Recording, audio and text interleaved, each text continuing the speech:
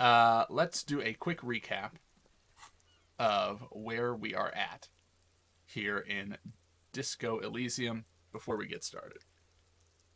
So last time we reached the climax of the story. We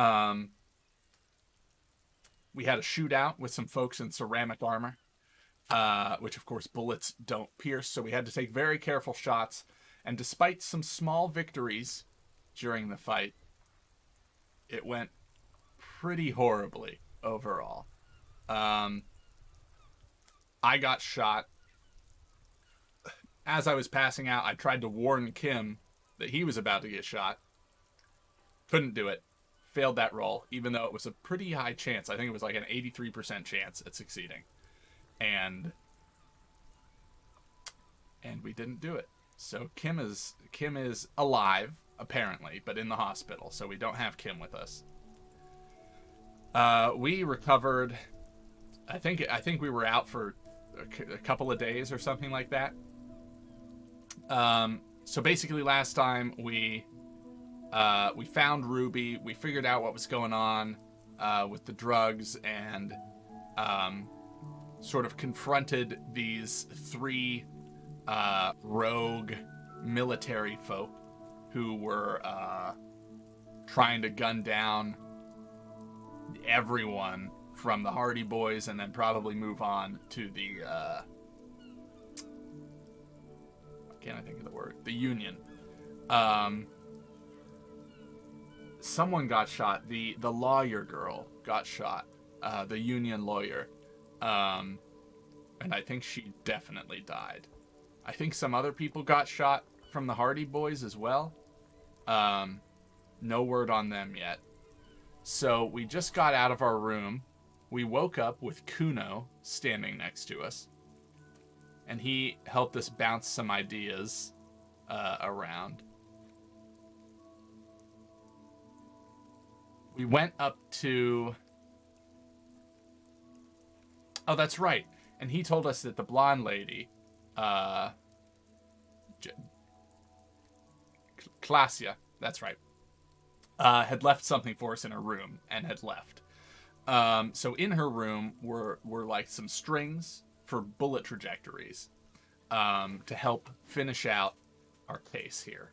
So we extrapolated the trajectories, did some mental mind math palace, numbers, equations. And we found that the bullet seems to have come from an islet on the bay that we never explored. I don't know if it was able to be explored earlier. My guess is that it was.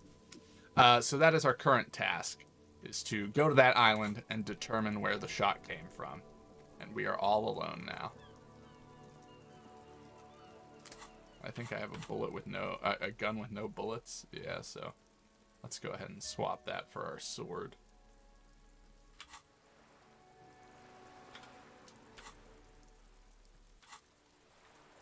Yep.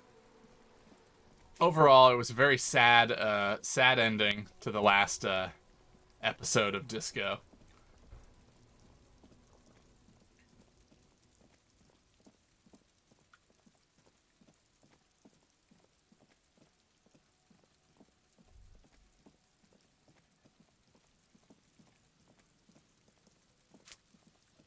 So apparently there is a boat in the fishing village that will help us out here.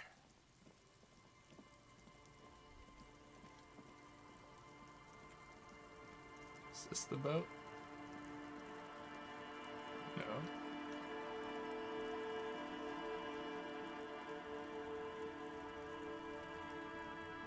This is the boat. You should ask the owner.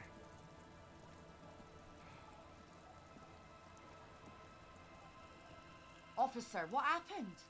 You're limping. Why are you limping? You look terrible. She sounds almost disappointed with you, reprimanding you for falling and hurting your knee.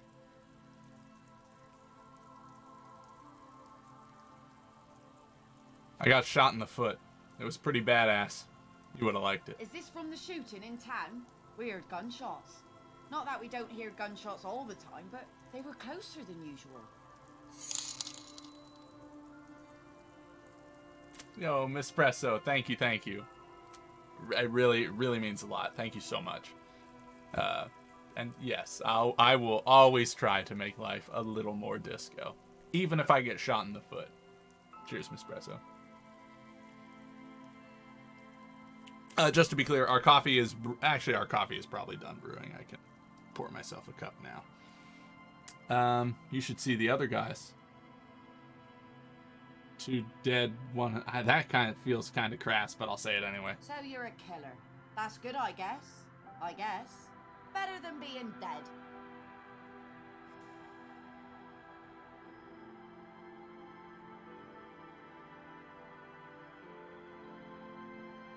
Aye, I bet they are. The good ones, at least. It's true. Even Kim has some confirmed kill notches on his note binder. I have a question for you. Of course. Can I help you with something? I need to get to that island. That won't be a problem. It's wind still. The tar just dried. She points to her skiff next to the jetty. We got 2 days of relative sunshine ahead. What's on that island? Nothing. Just ruins. Used to be some kind of fortification there before the war. For the communards.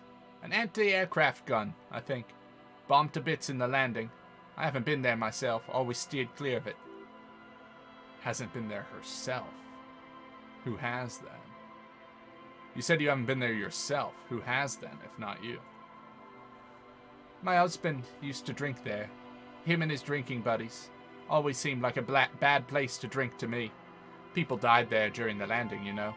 My mother told me. This must be one of the many fortifications that was used in the dying days of the Revolution against coalition forces before they took this city. She looks around. The kids sometimes go there too.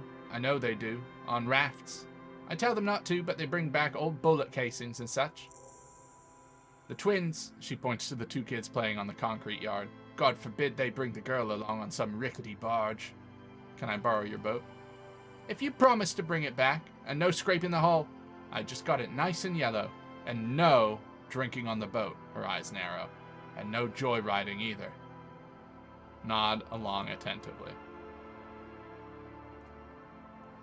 Thank you. I'll use your skiff to get there then. Please be conservative with the fuel, will you? I just filled her up, but it's a small tank.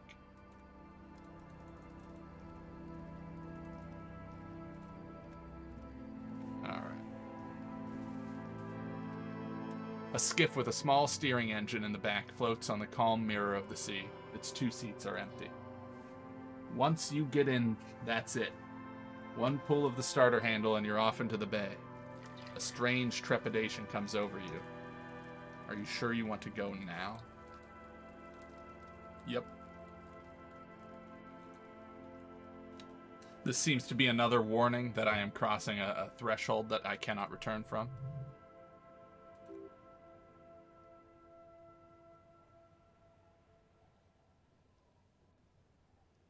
First, tie my porter-reel boombox to the breasthook to keep me company. There. This is now a rock and roll skiff. Cool. It'll keep you company on this lonely voyage. Very cool. Now tune it to Sad FM, you know you want to. Sad FM is a radio station specializing in sad, slow rock songs. You seem to know its frequency by heart. Sad FM! Get in and ride to the island.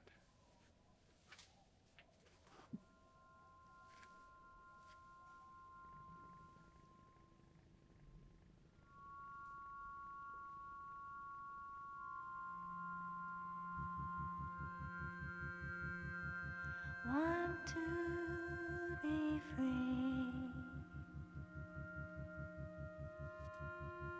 Want to be free.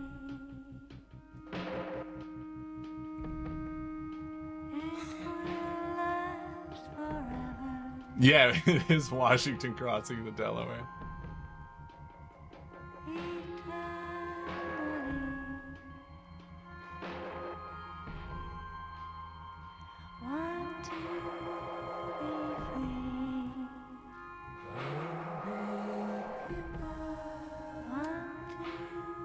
I could jam out to Sad FM, I think. This is my speed. last forever.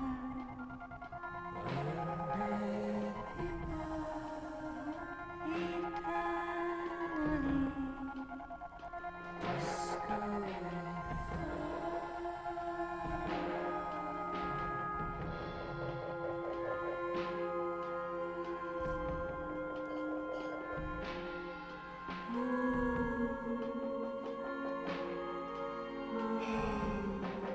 Want to be free. I will say this is not very disco. Want to Yeah, Sunless Sea vibes. Ooh, maybe we'll play some Sunless Skies. The coffee cup is yellow, and my green screen tends toward the yellow side of things.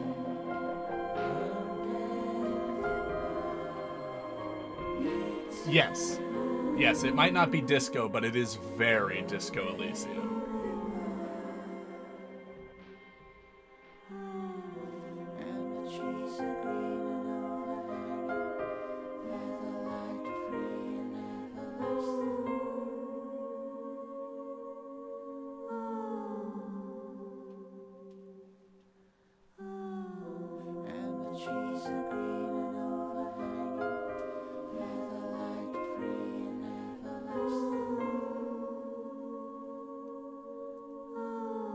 How is Cuno there?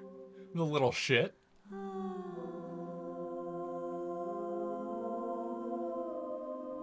want to be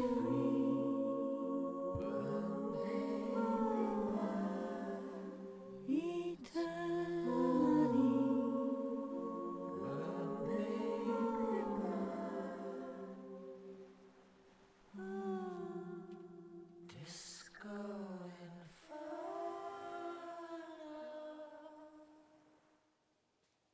That was very good.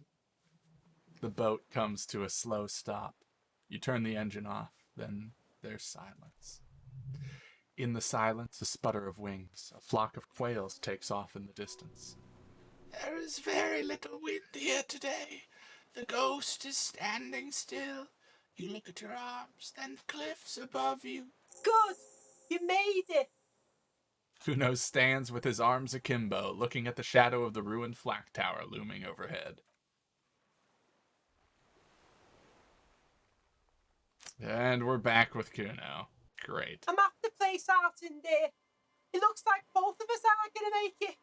This is Death Island, the Hellmore. He wipes snot from his nose.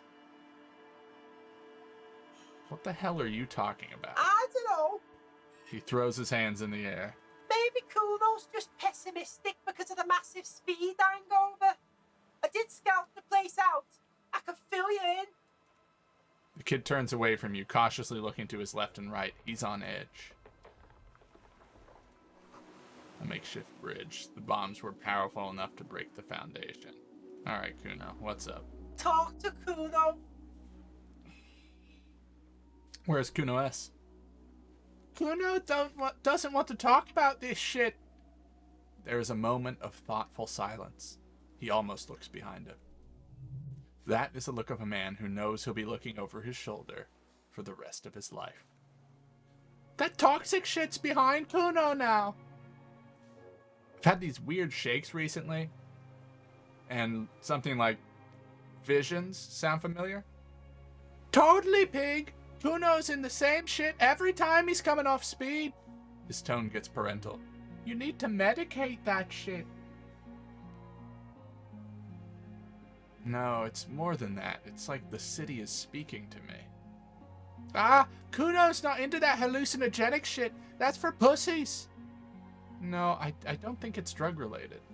If you want to take a real blasto, go down to the coast to the old church where the speed freaks hang. Tell him Cuno sent you. They'll know what it means. Let's move. The rusted chain trails off into the ocean.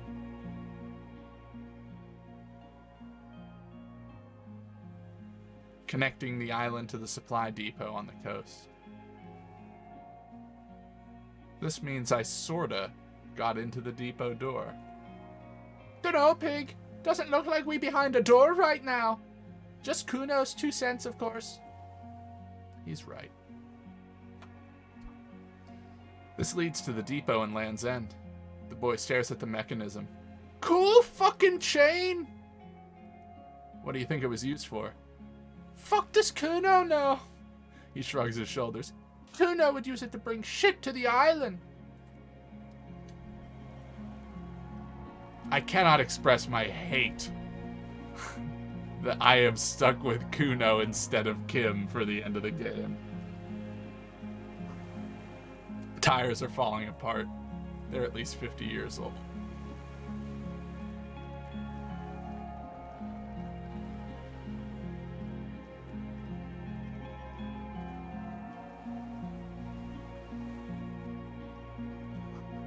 These stairs feel ancient. Soldiers' feet ran up them long ago.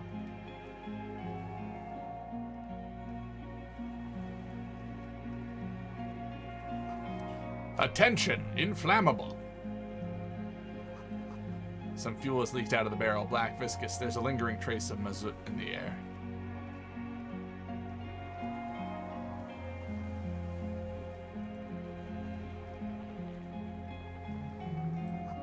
Warm air from the inside of the building. It's warmer than out here. The barrel says ICM. You see a star with little specks in it. ICM, this feels familiar somehow. Cuno, what is the ICM? Is this a case for Detective Cuno? He cracks his knuckles ready. Idiot cat moon! Inside car motors! Is Cuno magic? He is! Case solved! Sounds an awful like RCM, Revachol Citizens Militia. Yeah, Pig, that's letter shit for you. The alphabet. A white star. Shit looks upside down to Cuno. He leans to the side, tilting his head. With its horns in the sky, the symbol of the commune. Are those speck stars, too? He leans in for a closer look. Dunno. Maybe. Sorta looks like stars to Cuno. Or like islands, maybe. Fuck does Cuno know? Thank you, Cuno. It's the DeLorean symbol of Insulinda, the face of the sea. Looks old. What's it still doing here? Who the fuck's gonna move it? The island janitor. Finish that. Is this the DLC or something? Maybe I never played this part. Oh yes, everything up through now I have uploaded to YouTube. So it all exists on there. I think it's even in a playlist. The tribunal went not great. As a result, we no longer have Kim with us. So we are finishing solving the case with our trusty sidekick, Cuno.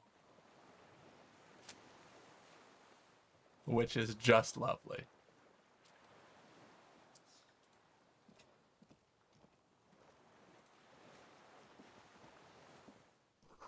No way to get up there. The stairs are gone.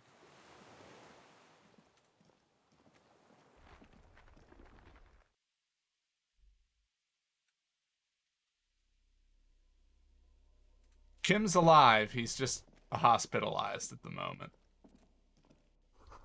This was once an armament rest. Twin cannons were attached here. Medium distance, large caliber. Careful. These stairs have collapsed. Books, mostly fantastique and historical fiction. You see candles planted on a broken rangefinder. A moth-bitten bedsheet keeps the wind out. Dishes stained with sauce and fire. A survivor's kitchen. Oh, it turns out I have a survivor's kitchen.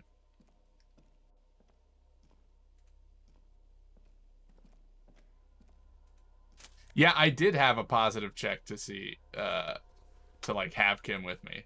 83%. That number sticks in my mind.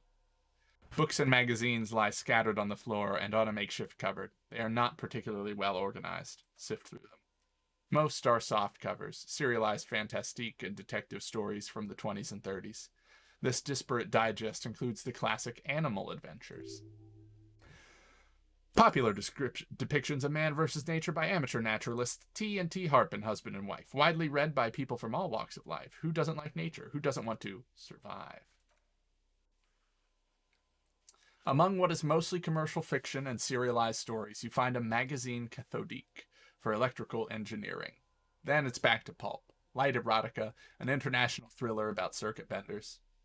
Been reading shit here, Cuno notes thoughtfully. Hooked on the book. Anything stand out? Oh, hang on.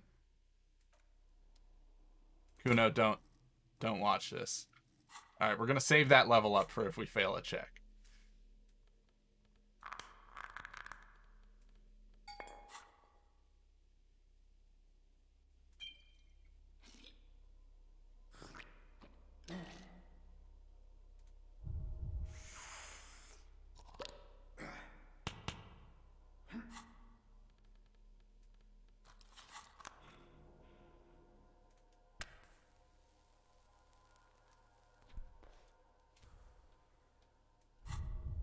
Well, thank you. Yeah, I'm pretty anti-save scumming. Especially in a game like this that's like a narrative experience. I care more about like experiencing a story rather than experiencing like the story where everything goes right and is like perfect the whole time. Like I don't know. There are some games where I feel better about save scumming. Yeah, but not something like this. Let's keep the flashlight open here. All right. Does anything stand out as unusual? Not that you can tell.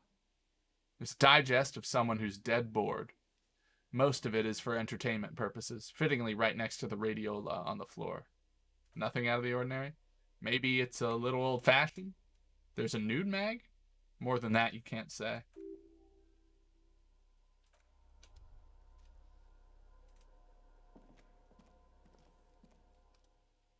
There's a greasy old spring mattress in the corner, resting on piles of soft-cover books.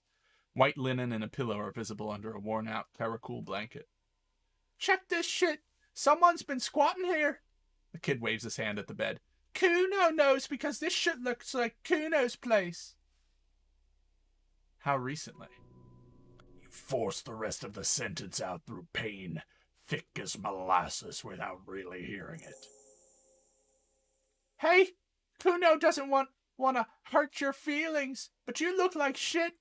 Maybe you should, like, lie down in bed and recover before you die.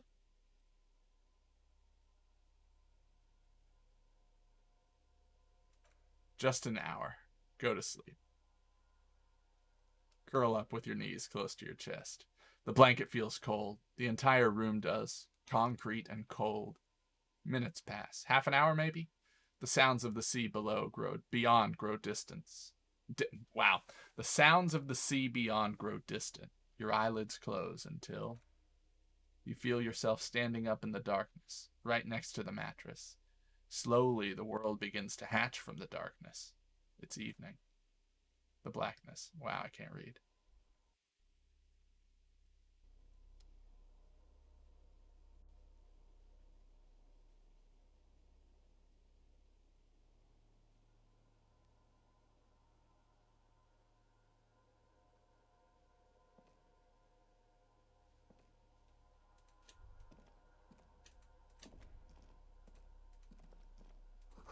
The kid is no longer here.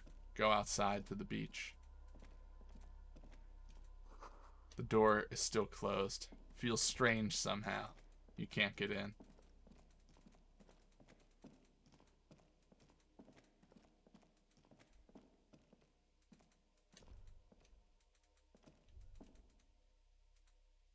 What?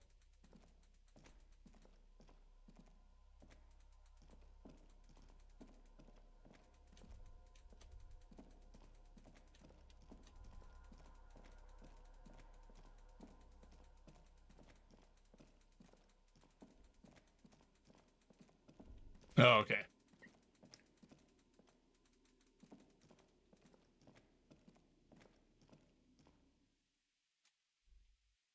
Forgot how I got in.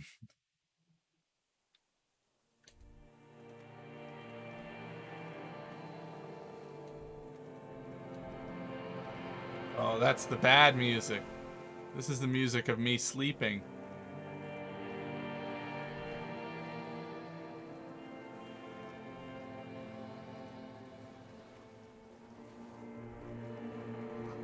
Go down the chain. There's something there. Go down to the chain.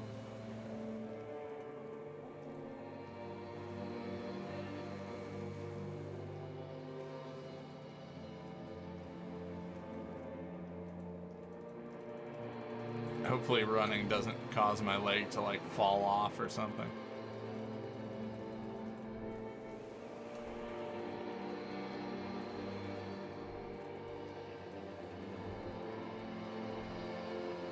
Wow, crazy how little my flashlight works in there.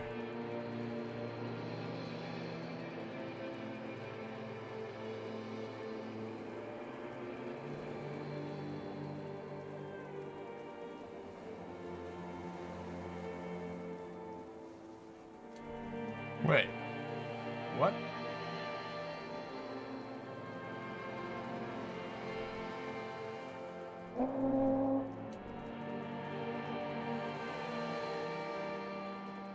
Yeah, I have a sword.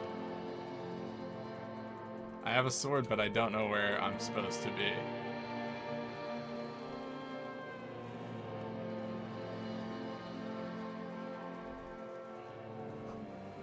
Walk into the water now. You see her footprints on the water.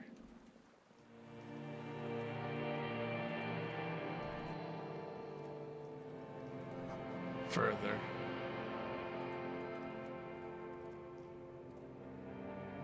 I know why it sounds like the dream music.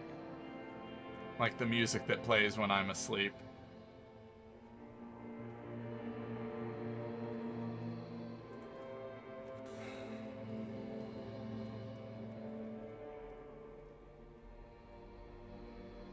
Dolores Day. The innocence of humanism, internationalism, and the welfare state turns around to face you. She has an airship bag in her hand. She seems to be in a hurry. Okay, don't say you need to talk right away. Melt the ice first. This way you're already talking. But you don't even want to talk to her. She would only be cold and mean. Let her go. Let her go? This is the Holy Queen of the Territories Amundi and Insulinda. Think of the historic knowledge we could glean. This is a once-in-a-lifetime opportunity to win her back.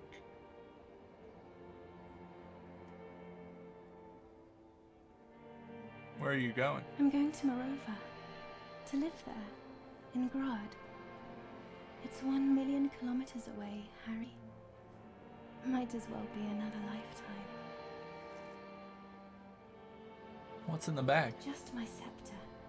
My globe cruciger. A spare silk gown. A toothbrush. Travel documents. The crown of immortality. Cool. She looks at the suitcase, not knowing what more to say, then over her shoulder.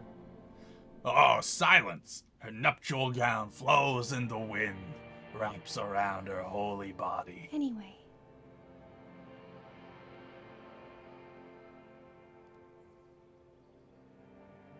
Something is off. I'm sorry. I was heading to the aerodrome. I just don't have time to... She stops mid-sentence, glances to her right, then looks at her bag. She means she doesn't have time to tend to your emotions. You don't have time to tend to my emotions. She sighs and looks over her shoulder. Stop saying things like that. Can you stay? We need to talk. We need to have one more massive epic No, showdown. Harry. No. I don't want a massive epic showdown. I want to go to the aerodrome. I have tickets for the 10:20 flight to Morova. Really. We don't have anything to talk about anymore. Every combination of words has been played out. The atoms don't form us anymore. torches. It's all gone. I have to go to the aerodrome. I have to leave River Shoal and you. And you have to be alone.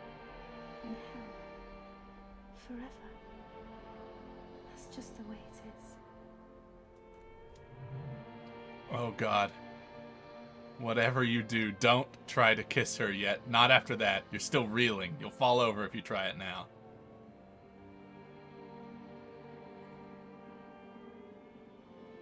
"97. The only possible failure is Snake Eyes.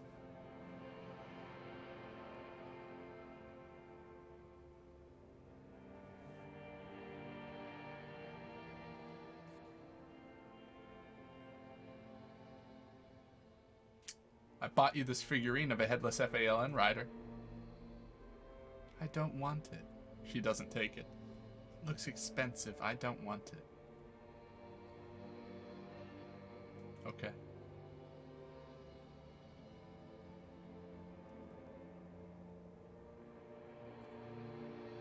You said I have a vast soul and you will always come back to it. We both said a lot of things. We were very young. It was her. I can feel it. I can see it in her tender, long fingers, in her wrists. Her hand wrote it. Said those things. Actually, you didn't say it. You wrote it in a letter, a handwritten letter. I kept it in my paperwork. As Queen Regent, I write a lot of letters. She brushes a strand of white hair out of her eye. You need to recite it to her for effect, all of it. No summaries. Yes, put a stake through your heart. She'll get hurt too. Collateral damage. She won't get hurt. She'll bend out of the way.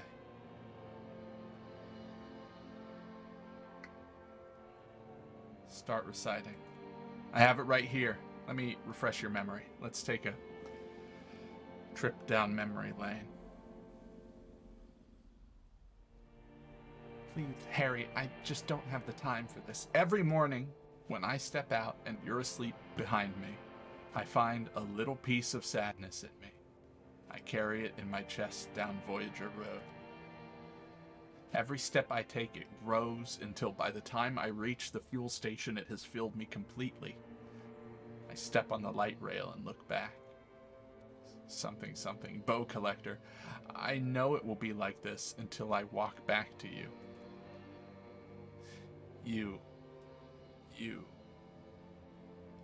Every step I take will get lighter. It almost makes me run. Sometimes I do. I can't believe I met you. I can't believe the happiness I feel with you.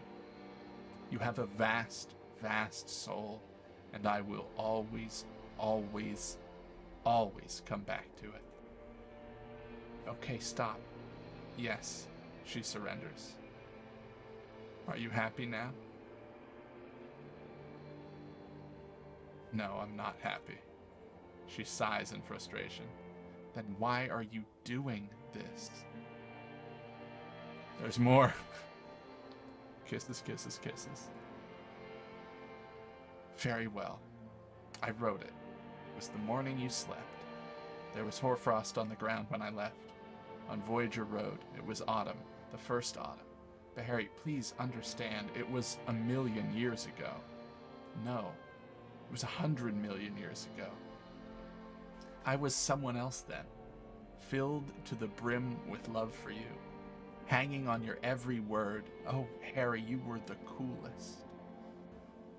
But I'm no longer that person. This, she points to herself, has taken her place.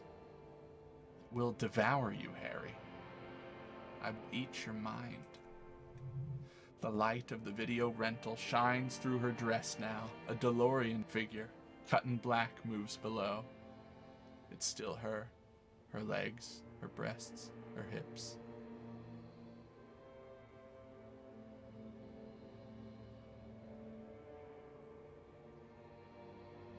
Can't you turn back to the person you were?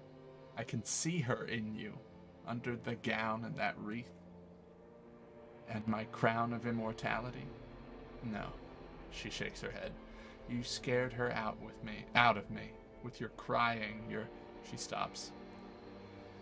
The awful time we wound up having, in the cheap rental flats you could afford. Can't you see? I can never think you're cool again. I can only think that way about new people. A cheap rental with mold on the walls and the tap dripping.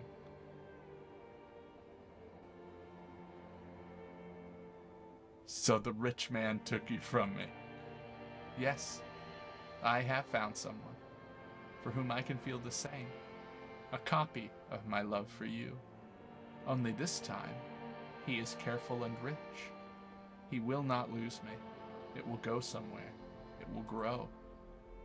Harry, do you notice how none of this is very funny?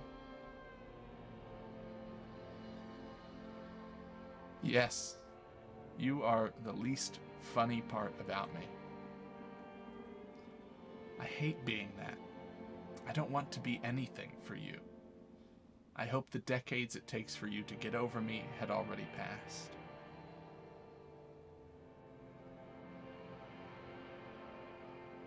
What now? What happens now? What's the next thing we talk about? Is there really anything left? If not, we can always repeat one of the things we have already talked about.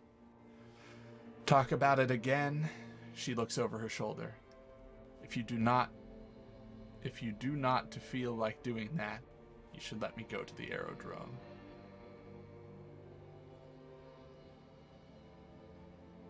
That's not a very good way for things to be. It's not, but she looks at her feet. Little golden sandals cover her toes. But what? Tell me there's something good. I don't know why I said but. There's no but. That's it? That's it.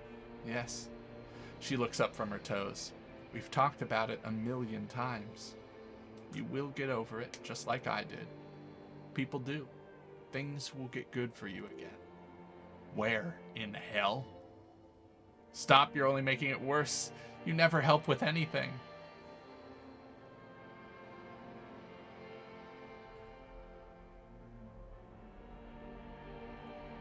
Good for me where? In fucking hell? Oh, yes, she'll come around now. I made her love you again, Harry. Are you stupid? She's about to say something. Here it comes. She's starting to love him again. Her innocence Dolores Day fiddles with the handle of her airport bag. She has a pained expression on her face. It's agonizing. See? She isn't saying anything. I don't understand. She herself said, we were bad for each other, okay? I was bad for you. Can you not see I'm bad? I had to stop. I couldn't just turn into a bad person. You will get better. Just take some time. For you, I think it will take something like 20 years, maybe? It was hard for me too, you know. I used to think I couldn't live without you. She looks you straight in the eyes. Her irises are light blue, flecked with green. But I can.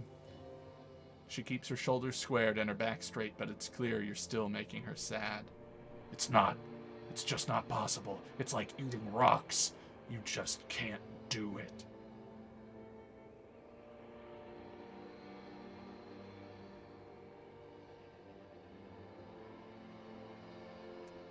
With all my strength, I can't. It's like eating rocks.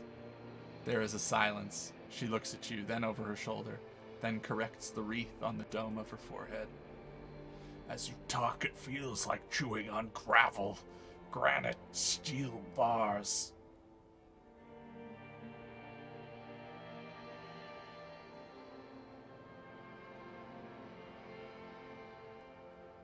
It doesn't have to be like this. Maybe we could try again. No, Harry, we can't. Why? We already tried again, and it didn't work. Is that how it is now? We should just try all good things twice and then give up? By that logic, not you too.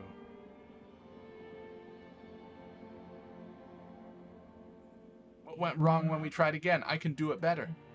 I don't know. Please. She shuffles from one golden sandaled foot to the other.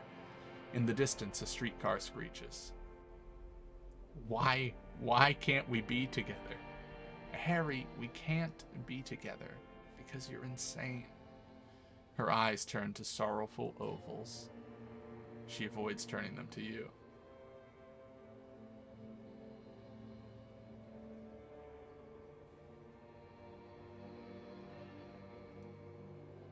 Insane how? They're turning moist now, her eyes. She slowly shakes her head and tries to get a hold of herself, brushing her hands in her gown. What do you mean by insane? You know what I mean. Everyone gets a little down. A little down? You've worked there for so long you can't even talk like a normal person anymore. It's always lists with you. Questions. They're not lists, they're trees. This is another one, isn't it?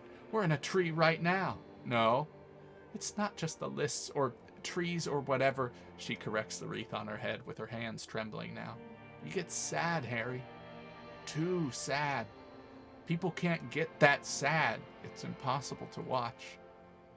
Other people get sad too, but not like you.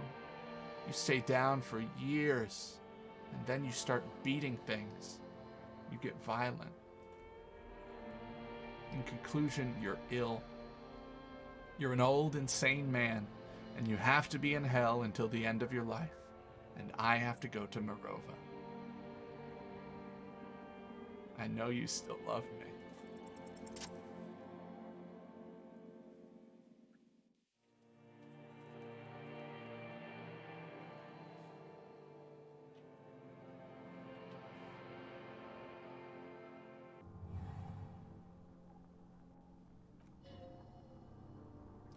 With your feet trembling from the steps you took, tepid and fearful, you stand against her, her body close to you, radiating warmth. With your eyes closed, you move your lips on her mouth. She is not kissing you back.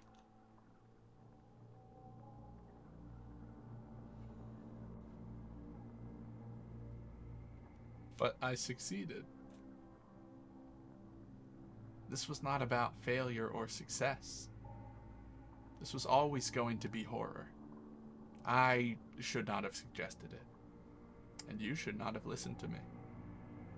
I feel her breath, her chest rising like a pillow, warm exhalations against the side of your mouth, her tender soul moving through her lungs. Hidden, distant, kept safe from you. Her cheek against mine feels like a soft fuzz, a bird covered in down feathers, brushing against your broken capillaries. The world's most precious material, reserved for those she lets close enough to feel it. You are stealing a touch. It's not yours to take. Cold silver against my forehead. The delicate wreath on her forehead pressing into your temple. The silver is cold from the spring evening air. You're not kissing me back. The moment is ending. She is going to move her face away from yours.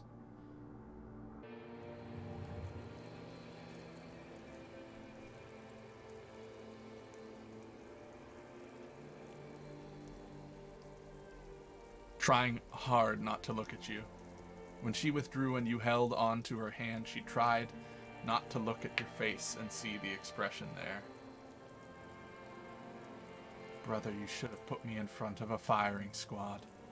I have no words for how I failed you.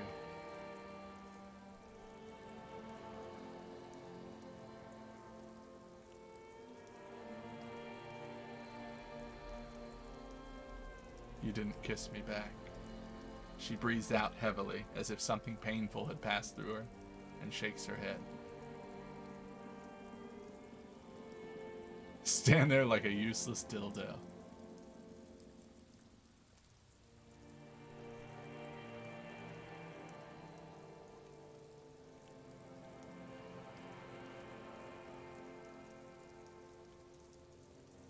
The world should end now. It does not. It goes on. Children run in the back alleys. Pigeons take flight. She shakes her head one more time as the evening wind rustles her hair. Why didn't you kiss me back? Why did you do that to yourself? You know I don't cheat, Harry. I never cheated on you. You're the apricot chewing gum scented one. No. She shakes her head once more. I'm just Dora. That's it then. No, Harry. Not yet. There is one more thing you have to see. She slides her hands down her chest and onto her lower stomach and smiles. I'm pregnant.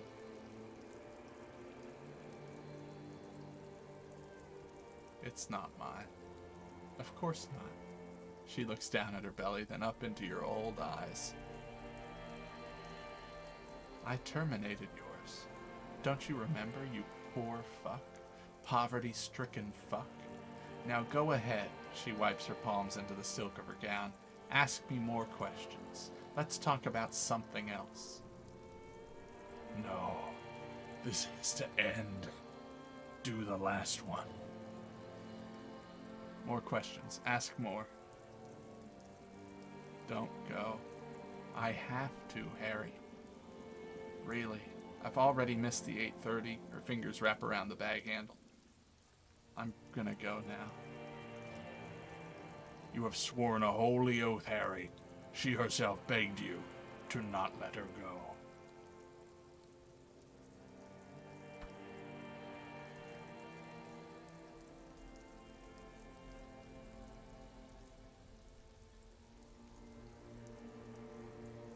I have to suggest coffee. Can't we just sit down and have a coffee first? There's a cafeteria on the corner. No. That would only be painful and dull. At the aerodrome, life, love, and laughter are waiting for me. The cafeteria, dust, hell, and tragicomedy. Okay. I understand. Nod silently, like a martyr. No, you don't. You're just being a martyr. And I'm really going now. The time is up. I must be on the 10:20 flight. Will we ever see each other again? I won't see you, but you will see me.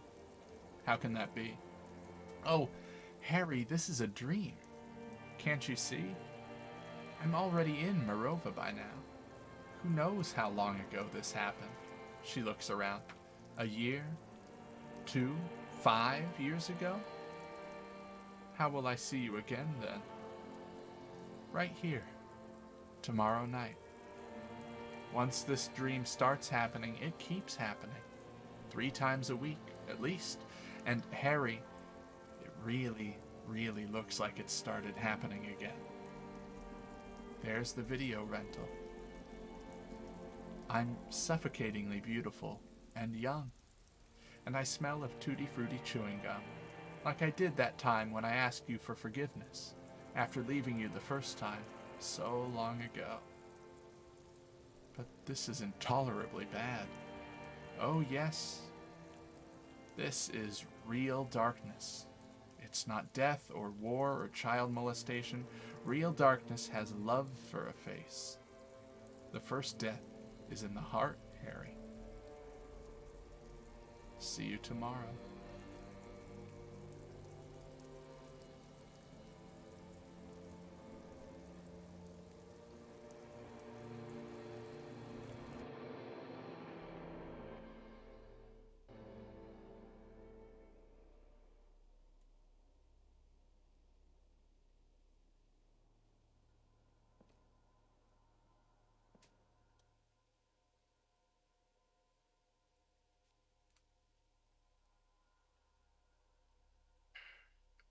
Whoa there, man! You've been squealing and thrashing around crazy, and now you're bleeding too. Again. He stares in awe at the streaks of blood covering your body.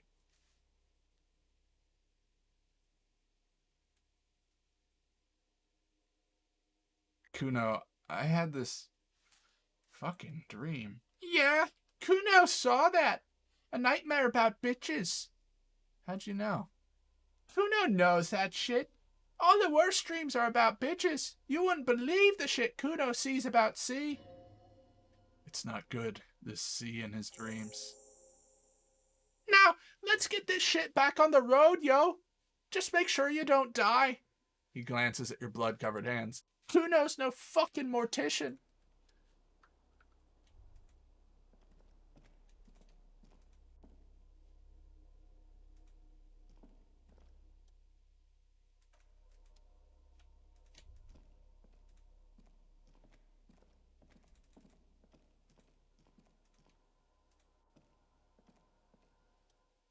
An old cylindrical generator is nested above the ammo lift, with makeshift electrical wiring running out of its side and across the floor.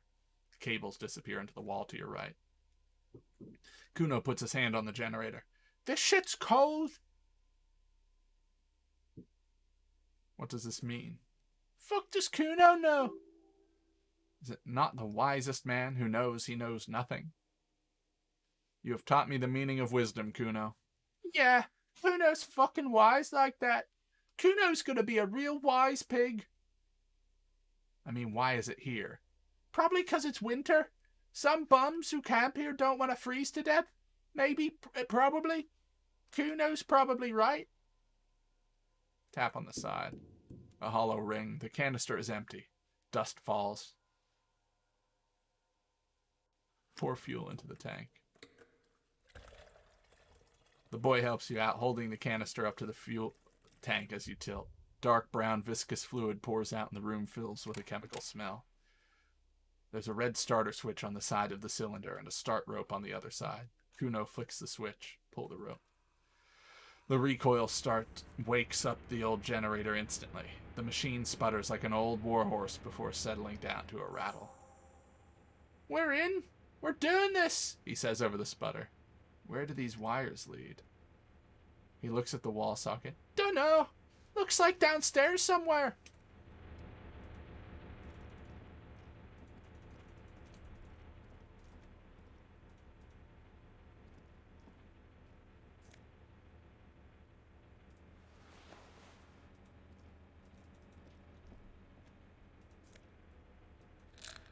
Oh, that's very good. Oh, thank God for magnesium. The great blast door must weigh over 10 tons. Rust peels off it. How do we open this? He looks at the door, then at its bigger brother, then at the lock. Cuno don't know how to pick this lock. This one's military shit. He's right. It would be better to open its big brother. A powerful engine hangs beneath the ceiling. It must control the blast door. No. This is the titular one more door. We're opening it. He stares at the large doors looming above him. Fucking A. Let's get this shit open. Get to the secrets behind. Secret style.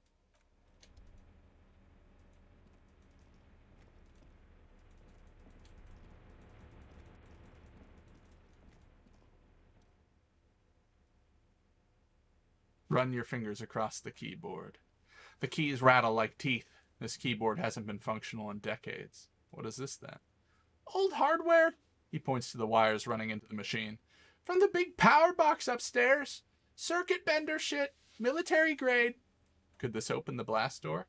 He points to the emergency dial switch. It is large and an alarming red. Try fucking with that one. It's red. Turn emergency open. The door comes screeching to a halt. Behind it, you see a hole in the concrete wall where light shines in.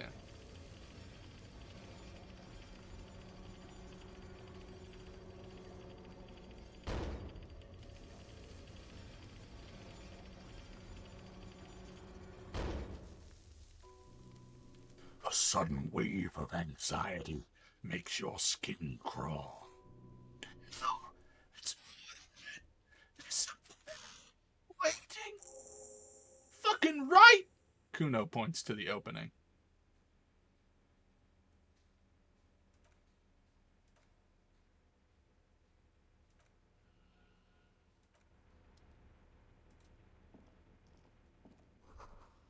This hatch is jammed shut. Water rushes below, far down below.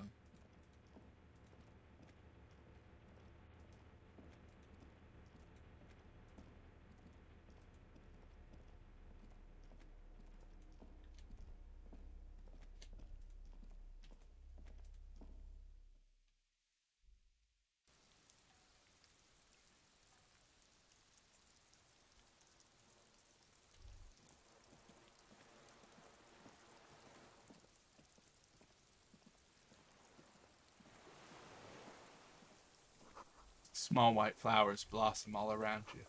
A rubber dinghy, it's deflated, broken.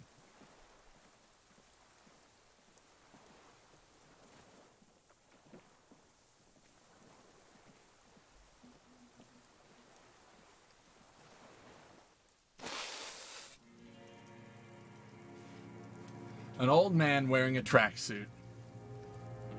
No, sorry. An old man wearing tracksuit trousers leans on the frame stock of his rifle. He gathers a big ball of spit in his mouth, then spits it out into the extinguished fire before him. He raises his black eyes, hooded by creased eyelids, to meet yours. Unclouded by cataracts, his eyesight is sharp. Did you close the blast door? I did. And you opened it. How? Fueled the generator, then used the console. I should have burned that console down. How did you know I was coming? Reactionary rock and roll music playing on the water.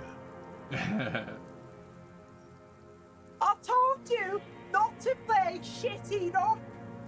It was not rock and roll, it was sad FM. Sad FM, huh? I always hated that station. Phlegmatic, counter-revolutionary dirges. Sadness is a mental illness, a weapon of the bourgeoisie. The fascists were right about rock and roll. It is degenerate, hip, gyrating mental illness music. You retained your eyesight. My eyesight, yes, helps me see all this shit. A shudder of disgust passes his left side. His right side remains motionless. Nice gun you got there. It's not nice, it's a piece of shit. Gets the job done. Is that a Belle McGrave? It's a Trigon 446. Southeast Samaran made. Exotic. Must be defunct too. No modern rifle manufacturer of that name springs to mind. Whoa! Massive gun! Cuno looks at the weapon. It was sent to us by our brothers in the Xinyao commune. Military aid. He pats the rifle. It stayed true to him. He can still make it sing.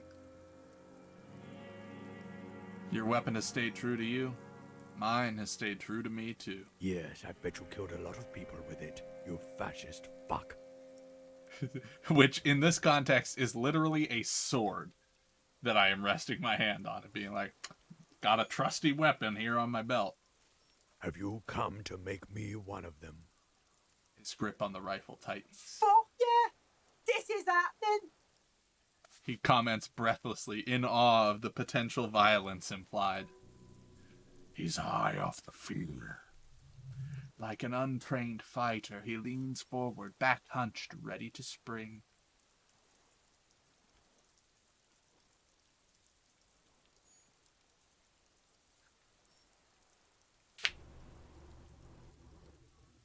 You heard me. It's good now. Like chalk wiped from a board. Sir, I need you to put down that gun so we can talk further. We're with the police. You're a glorified night watchman. This is a service rifle. I can only lay it down before an enemy commander of corresponding rank. Yell at him now, loud.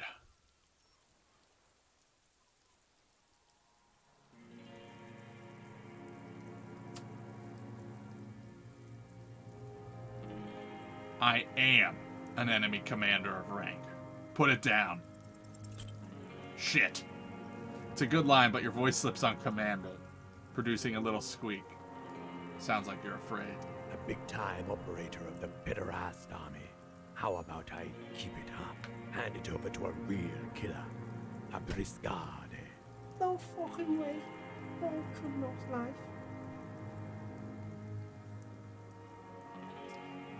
He mumbles, with his finger pointing at the deserter. Through his jacket pocket, the kid turns to the old man. Officer Cuno's got his K9 pointed at your fucking head, and he's gonna blow it clean off if you don't drop your weapon right now! His pointed finger is moving inside his pocket. Even with the intensity he's putting into those words and the fidgeting in his pocket, the kid is unconvincing. Disarmed by a kid. He smiles to himself. To hell with it. It's a walking stick anyway. It's out of bullets. The old man lays the rifle down carelessly, then looks at it lying there.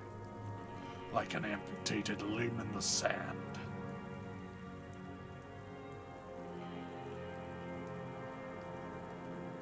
Who are you? My name He looks across the water, then back at you.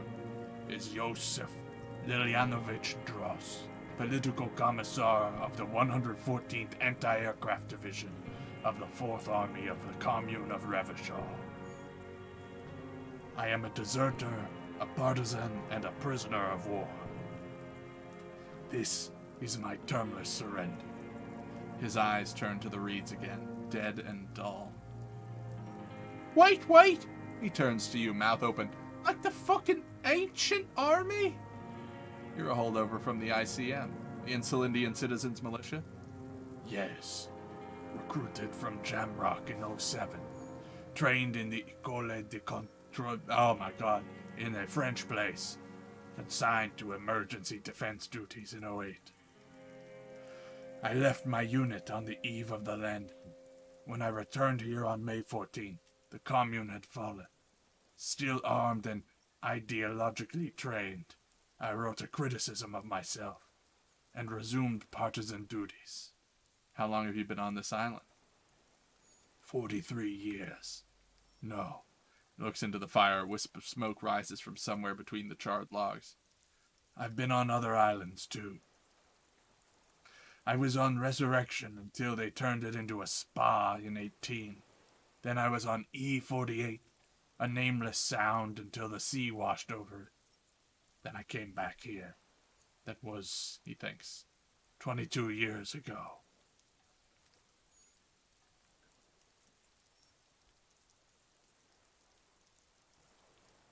How have you survived? How does anyone survive? He looks at his worn running shoes.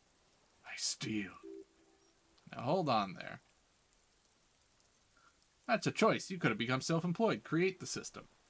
You're insane and grotesque. Everyone steals. Vegetables, supplies. It's the life of a dog. He coughs once more, then puts his hand on his belly. Understood. Coughs, then looks to his feet, suddenly despondent. You said this is your termless surrender? You're with the RCM. He waves in your general direction. The coalition-appointed mob that enforces bourgeois morals in Revachol. Morals.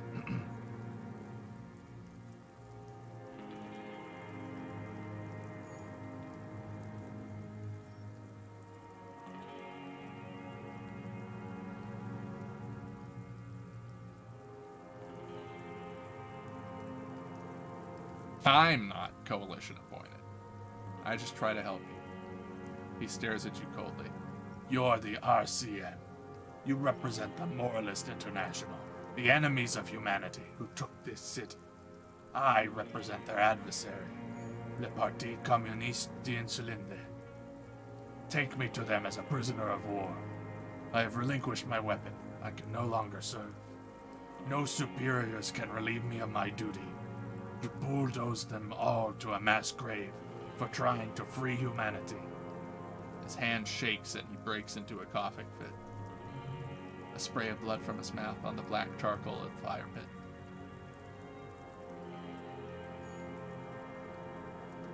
So you're a communist soldier from the communist army. No, I am not a soldier. I am an ideological officer. I belong to the party, not the army. You said you were trained and assigned to the Defense Corps. Trained, He nods. in historical materialism, then assigned as a political commissar by the party. These things used to mean something. What's a political commissar do? The old man does not answer. He tilts his silver head and looks at the reeds. You see a small tremor pass through his legs. My pig asked you a question! Quit spazzing out and tell him about the... The kid doesn't get to finish the sentence. Scientific communism. The tracksuit-clad old man is suddenly reanimated. A commissioner politique is a knight philosopher of the revolution. A future human. That means you're a trained communist, right? He nods slowly, then another tremor. I'm a revolutionary too. Today, the real revolutionizing is done by entrepreneurs. You're part of the meat shield, he squints. The human meat shield that surrounds the fascists and the license holders. You take the fire while they rape and kill. That's what you are. The old man spits into the fire pit. He does not say anything more. A jitter passes his lower body. How have you concealed yourself all these years? It was hard in the tens, he shakes his head. I didn't have partisan training. They were searching for stragglers, those bloodhounds. He closes his eyes. Floodlights on the water at night.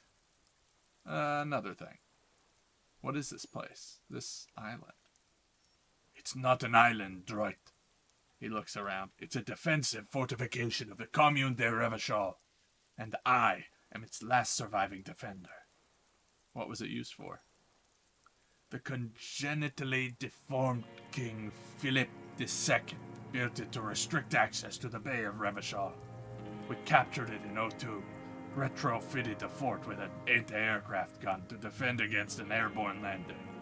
Against the whole world. You mean the landing? Retaking of Revachol? Coalitionary military called it Operation Death Blow. He winces. I later found out on the radio they called it Death Blow. You're one of them. Oh, they called it Death Blow. You're one of them. Tell me, who speaks like that?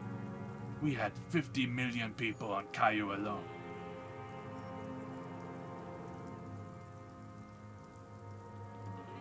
Murderers. I know what you mean.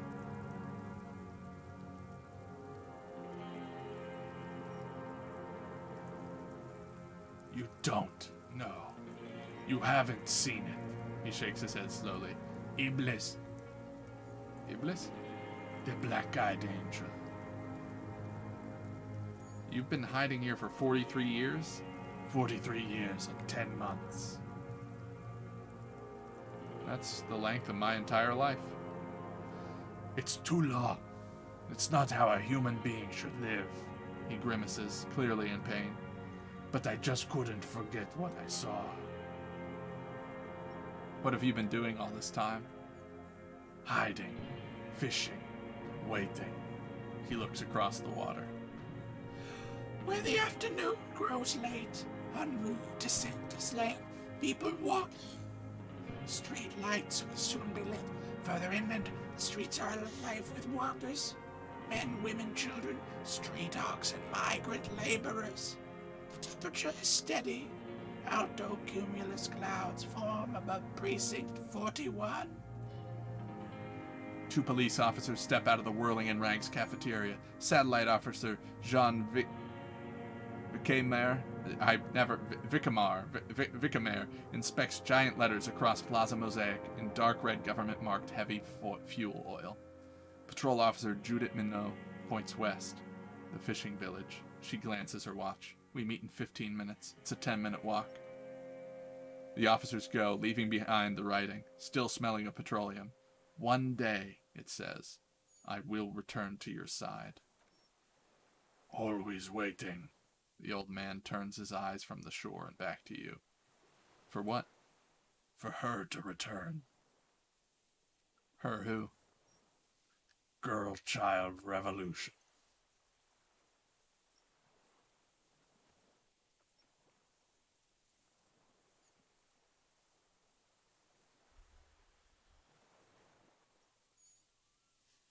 Women will always betray you. Women are more susceptible to bourgeois morals. I keep wanting to say morals. He blinks his black eyes. The material base for an uprising has eroded. The working class has betrayed mankind and themselves. The historic opportunity for a revolution is past. It will not come back anymore. However hard I try, whatever I do. I have another serious question for you. Oof. Assess his body language. Ah! For a 60-year-old man with stomach trouble who spent his entire life alone on an uninhabited island, he seems surprisingly fit. Stay put. Alright, composure. We maximize for composure.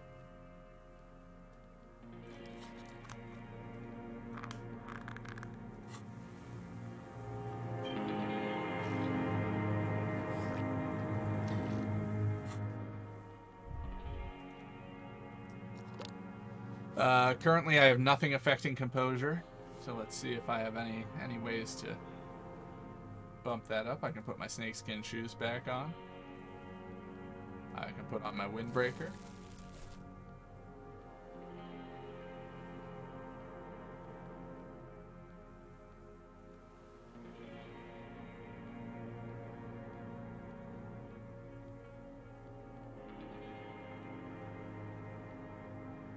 Alright. That's gonna be it.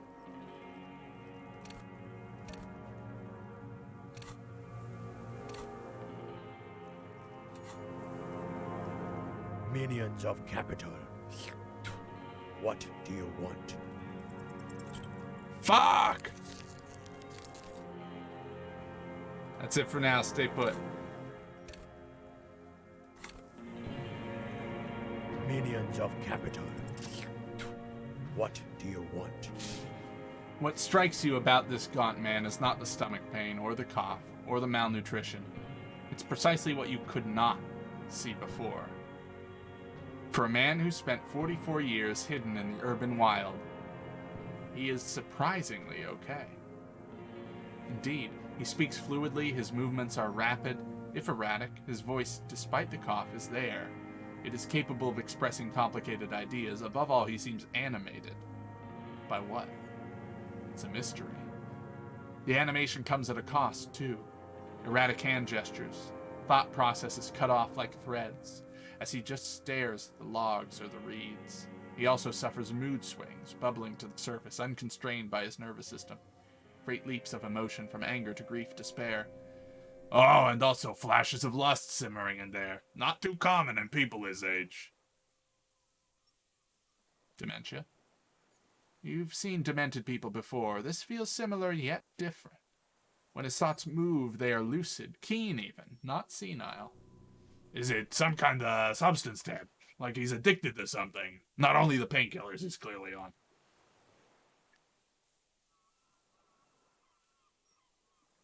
Are you on, Mr. Dross, are you on some kind of a psychoactive substance? No. He snaps out of staring through you. I won't be stuffed full of shit like the rest of the city. It's not a downer, rather an upper, judging by his snaps.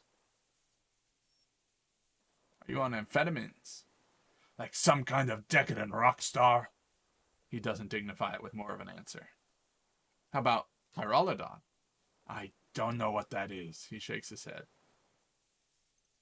A byproduct of his life? Perhaps. But his seems more than that. The inner turmoil takes unexpected turns, as if forced on him in a way. In summary, you sense some underlying neurological disorder. Mr. Dross, are you okay? How's your memory? He waves his hand, chasing something that's not there. No, I'm not okay. I shit blood and I'm surrounded by insane people. There it is again. Erratic hand motions, bouts of rage, stomach thing too, of course. Oh, could it be a symptom of overdosing on something? Something even you have not tried. Keep your eyes peeled. What have you been using this gun for? I've used it for killing people. Here we go. A trail of blood. Even the kid can smell it. Killing people? Like straight off in him. It's a gun. That's what they're for. You want a moralist euphemism? Defending your family and your property? I haven't done that. I've used it to kill people. You mean like lately? After the war? There is no after the war. He shakes his head and smiles, teeth rotten black. Class war is never over. So he's continued killing after hostilities end. Okay. Going straight, no euphemisms. He doesn't like those. No, be careful now. Slow and steady. Make him repeat it first. Don't mess him up. Remember, he wants to tell you. Get personal.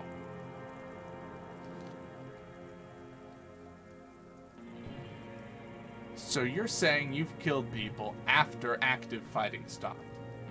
What did I just say? He keeps shaking his head erratically. Suddenly, he brushes something out of his eye. What did I just tell you? Don't drop the ball now. Did you use that gun to shoot and kill a colonel of the security contractor Krenel? The who now? He leans in and cups his ear. Ho! He heard you. He just wants to hear you say it again. This is dramatic flair on his part. Right choice. Where? Do it, sire.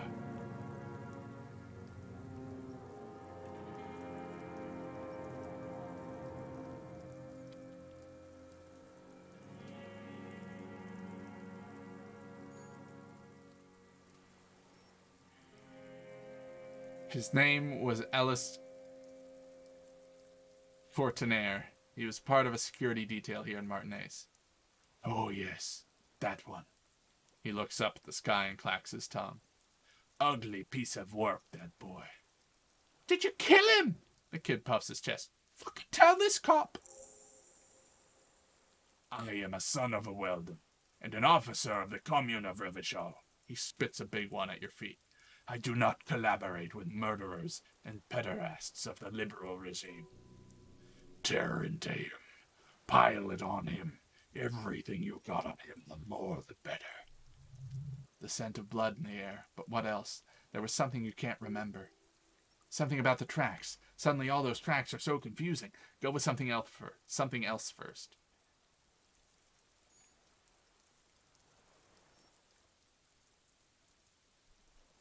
What am I forgetting? Wait, here it comes. The goddamn Maybells. The dried Maybells on Classia's roof. Oh, yes! There were Maybells in the grass when you got there. They're revolutionary symbols from the war. Wait, don't forget the footprints. Diagonal prints in the dust in the secret place behind Classia's bedroom. Now they're gonna come up. Of course. Thank you, Head. Thank you. You got it. Remember, the boot prints were like no modern soul. Nothing else comes up. You see the Cuno watching you try to stimulate thought processes by hitting yourself. I'm sorry this didn't do anything. Usually hurting yourself does. Yo, a word? He gestures to talk to you on the side.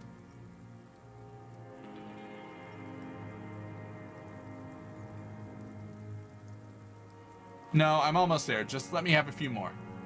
Almost where? Almost ready to bleed to death? He looks at the blood stain on your pant leg. No, come on. He's half whispering. A word. Let's go. Okay, so we've got the old fuck. The kid whispers, his eyes bugging out of his skull with excitement. Do you think he did it? A crooked little smile. Fuck, he's practically dying to big up how he did it. Just get him to cough it up. Cuno's got you back.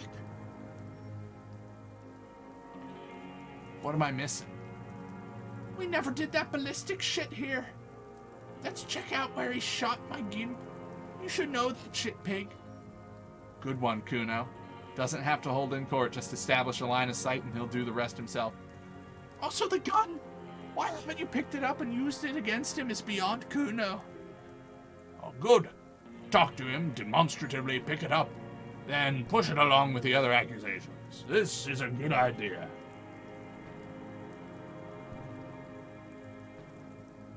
Slapping myself to get ideas. Yeah, Cuno can see that, the kid says seriously. So can fucking murder Rumini there. You should stop, it's weird as fuck. Alright, let's do this. Hey, what's up, my dude? Minions Pick are up the capital. gun. His gaze follows your motions. What The do rifle you feels want? surprisingly light in your hand, frame stocked and patched in places with tape and wire. Still warm from his parched hands, not metal. The metal is ice cold. This weapon has been modified several times. Inspect it closer. The rifle's in a shabby state, like a crutch that's seen too much travel. Hieroglyphs are embossed into the forearm made of walnut. Stow the gun.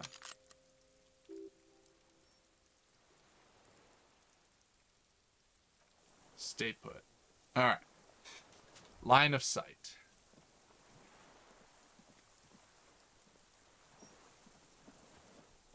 Somewhere high up, yeah? So probably back on the...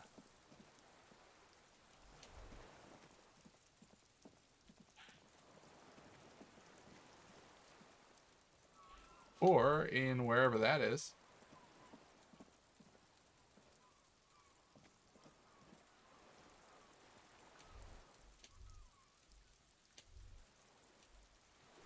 What is it trying to show to me here?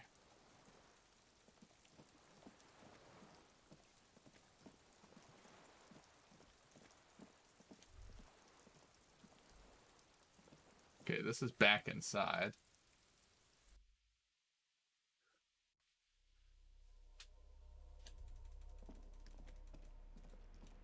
Oh. Walk slow, it might be dangerous. Okay. I'll walk slow.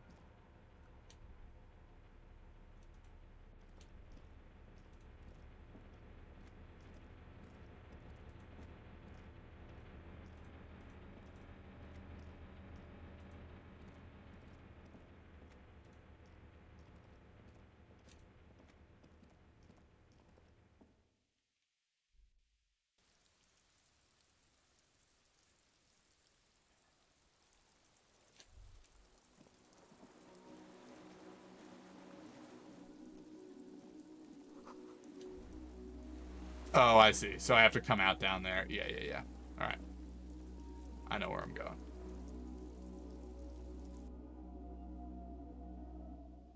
Oh, but now I have to go all the way... God damn it.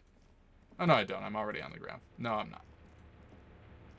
Alright. We'll get there. And we're gonna do it nice and slow. Because the game told me to.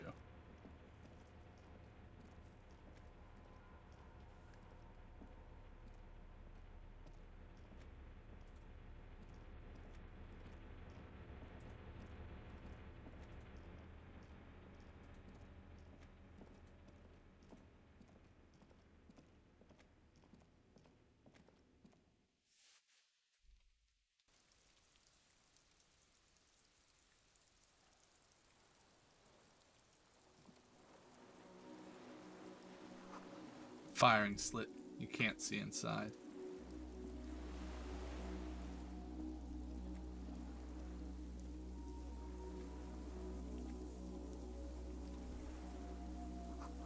The reeds sway strangely. No, it's nothing.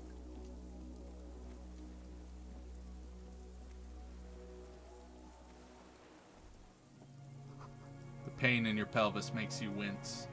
Then you continue.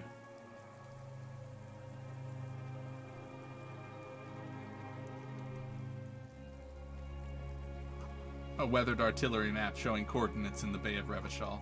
An old medicine cabinet, newly stocked with dramamine.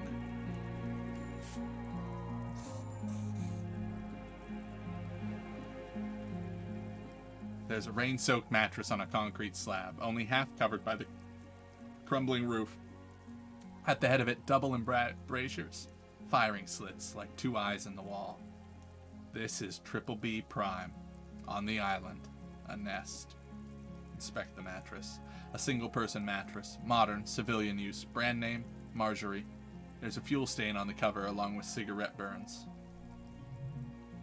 And an empty can of beans on the ground next to it, filled to the brim with cigarette butts. Inspect the wall. There's a firing slit in the wall in front of you, like a little window. Touch the concrete. Quite old and grimy from years without cleaning by anything other than rain. Look through the hole. Springs screech as you lean on the mattress and crane your neck to look out. Trepidation, a tingling feeling in your stomach. A small piece of the Martinaise coastline opens up in the square in front of you, like a tiny landscape painting, 1 kilometer across the water. The ruins look familiar. On the left, a towering skyscraper, its top floors shaved off by artillery fire. Cape Side Apartments, Rue de Saint-Ghislain, 33A and 33B. On the right, the red chimney and collapsed back of the 4-story tenement in front of the Whirling in Rags, Rue de Saint-Ghislain 10, the doomed commercial area. And between the two, the box-shaped silhouette of the Whirling in Rags. You see a small fleck of white on the rooftop, the upstairs window of Classia's room in the rain, reflecting light. Motherfucker. Motherfucker! He sounds excited. You see in the window or not? Yes. There's an opening between 33A and 10. I can see to the roof. Cuno fucking knew it! This is a sniper's nest, right? Fucking assassin action! Cuno barely Cuno barely understands what's happening, but he likes the shit out of it! Oh. No running. No running. Alright. Now we go back to Murder Man.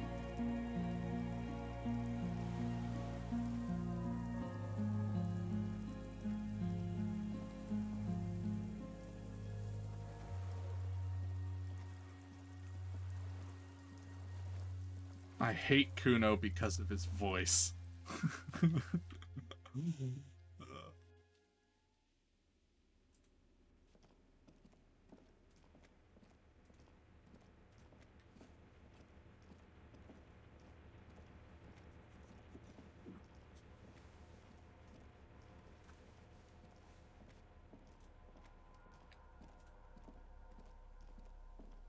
All right.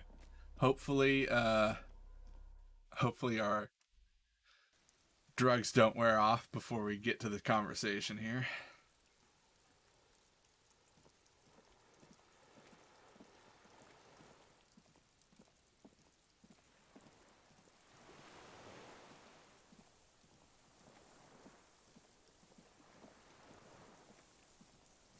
At this point in the game, I've had a lot of practice. Senegalis, but thank you. I appreciate it. Minions of Capital. What do you want? One more time, Mr. Dross, the Colonel. We need to talk about you killing him. Petty bourgeois law. He snorts spits. This is all you care about, right? The only thing in the world for you types. A drop of blood in the saliva. Tear into him again. Pile it on. There were Maybells behind the victim's window. Damn Maybells. He looks at the blossoming field behind you. The whole island is turning white with them. He seems tender suddenly, nostalgic even, a strange mood swing. So many this year too. The spring is coming. No, it's already here. Wash the filth away. A young woman called Clasia. Ring any bells? These dried flowers were behind her window. Clasia. He repeats the name with care, as if it were at risk of breaking. You like that name, don't you? She had intimate relations with the victim, the mercenary. With the victim. He turns his sight from the whitening field of flowers and falls silent. Then the muscles in his jaw twitch, a spasm. There's a small tremble, looks like a smile, a crooked smile. Yet it isn't quite voluntary. He's about to burst. Almost, but you need one more. Just one. Or maybe two.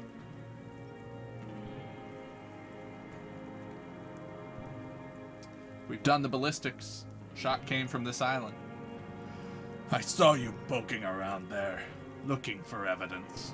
You're damn diligent when it comes to dead fascists. A jitter passes him. Did you like the view? He's practically admitting to it. It's the best uninterrupted line of sight into that window in all of Martinaise. Because it's a sniper's nest. You stupid fuck. Radio Gauche is right. You have worms in your brain. Another sudden twitch, then one more in his right eye. Almost. He almost burst. I don't need your cooperation. I've got this. Heh. Nothing to say about that boomstick, huh? You joking? That's the stick that did it? Yes, it's a real gun. Not like your little musketeer pistols. I've seen you prance around with those, jumping hoops for the liberals. You look like imbeciles. Why don't you ask them to give you real weapons? He chortles. Going against automatic rifles with these toy guns. Of course you got those boys killed. Damn. He saw you. He's watched it happen. He would have a good view of the tribunal from here. It's just empty boasting. Wow, I read that so wrong. He would have a good view. It's not just empty boasting. Yeah, she ran off after the, I did not arrest her, and she ran off after the tribunal. So he saw you. Okay, so what? Don't let it divert you. Stop squirming. I have the murder weapon. You let them all die. Pranced around. Let your little friend be shot too. I didn't get a good look at that. Tell me, did he bleed out? Shut up. I'm calling it. I have the murder weapon. Who are you trying to prove this to, huh? Your friend? He's not here. He cracks his knuckles. He's dead, isn't he?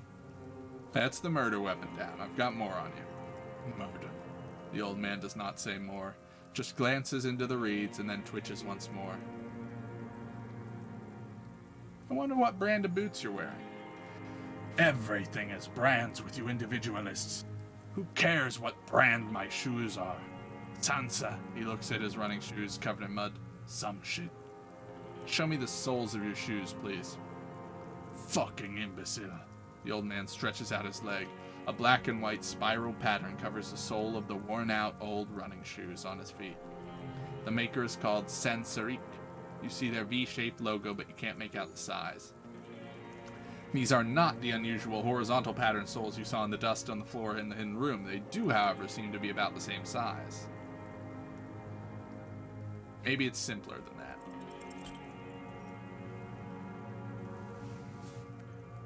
You know, par for the course this run. Par for the course. I would be very curious. I would love to know how many snake eyes I've rolled. Because it is, I will tell you right now, a statistically unlikely amount of snake eyes.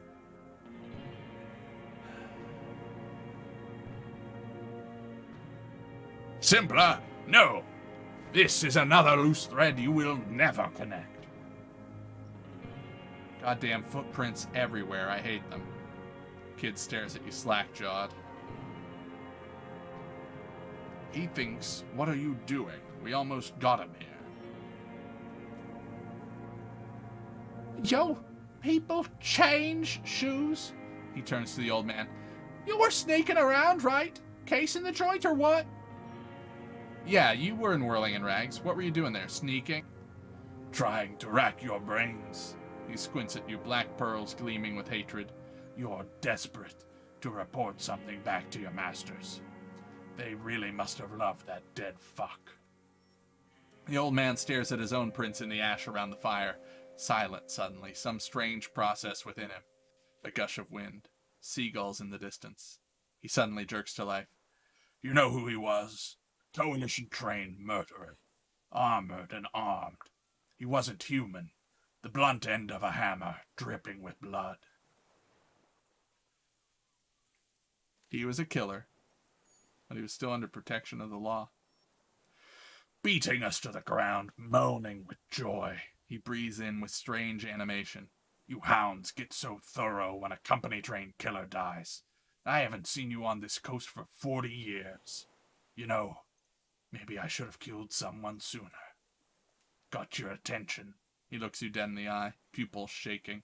Now, you stop beating druggies and prostitutes in your basement. Now, you come to investigate.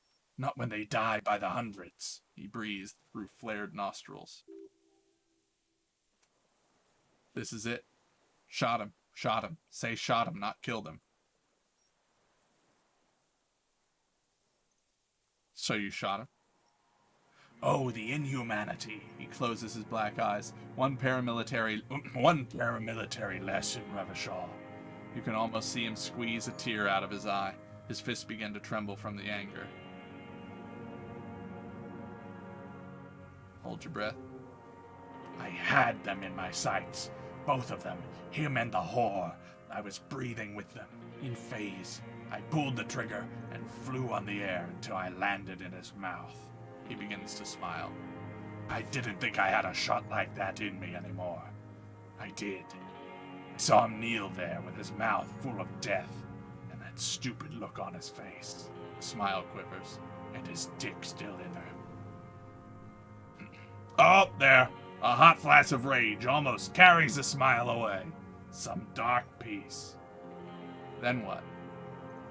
Nothing. I went to sleep. Next morning there were Maybells everywhere. The world was white. Or what's left of it anyway. My last spring here. I knew the fascists would come to avenge their own. And so they did. The kid looks at him for 1, maybe 2 seconds, breathing heavy with excitement. Fucking hell! I just fucking nailed you, Super Cop of Jamrock. Moronic, gloating psychopath.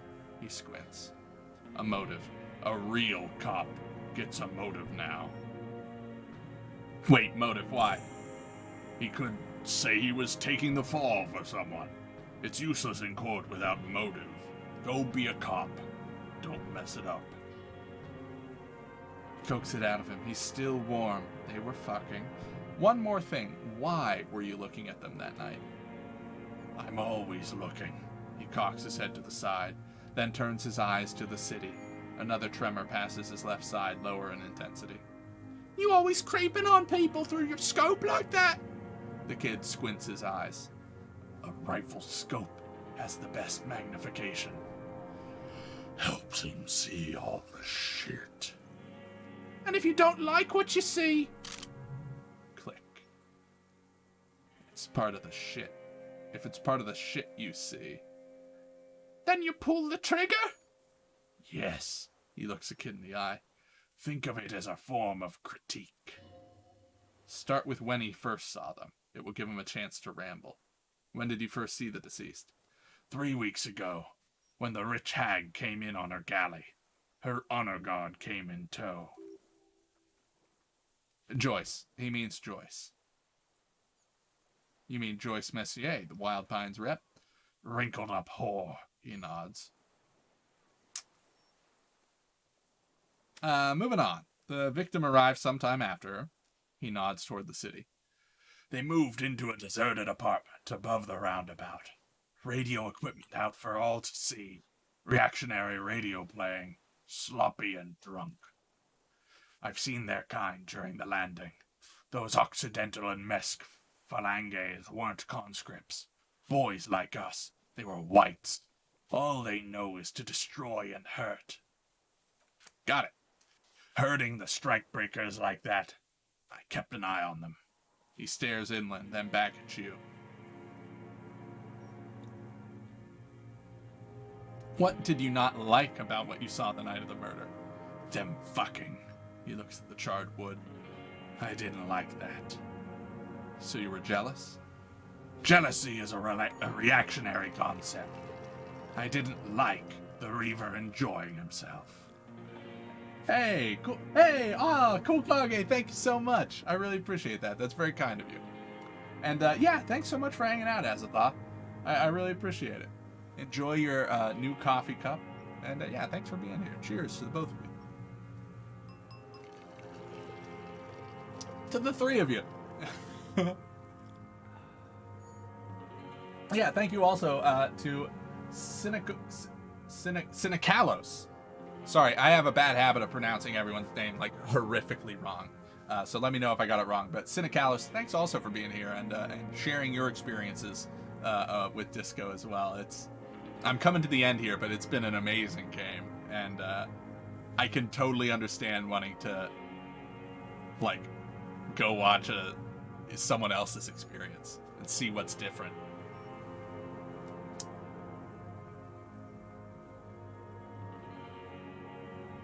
Where was I? Drugged out, soothed in the arms of a young woman. I wanted him to die so he could not enjoy life anymore. And I wanted her to see his head explode. He nods. That too. She should know better than to hold a child murderer between her thighs. I knew he'd be there for one more second, writhing. That's all it takes for the bullet to reach his head. He squints. Now that I think of it, I wasn't aiming for his mouth. I wanted his brains to spill out on him. But he shrugs. You can't have everything. Oh, her body's sweating from the drugs, slick from cerebral hemorrhage. He wants to see her covered in blood. To punish her. You wanted to punish her, so you killed him. She practically breastfed that man. You wouldn't believe the things she let him do to her. He shakes his head and stares at the ashes. You stare at them too. In your mind, her Innocence Day is still turns to leave. Airport bag in hand, silks flowing in her wake. The dream. See you tomorrow, Harry. Her voice rings in the evening air, burning.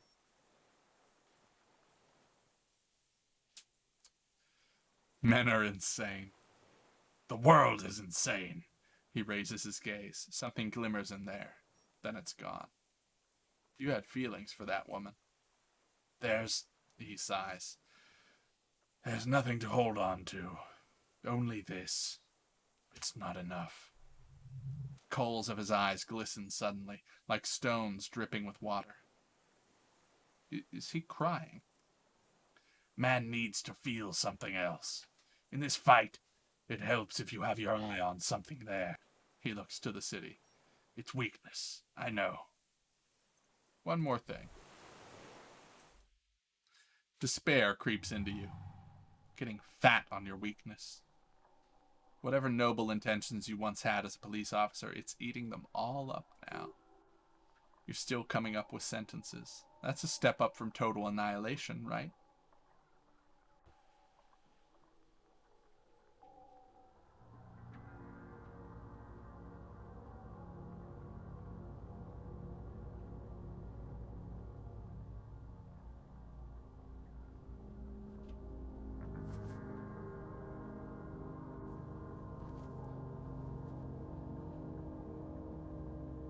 I wish I was fucking dead.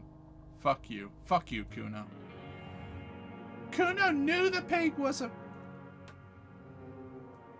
Nothing you can say would make you feel any better now.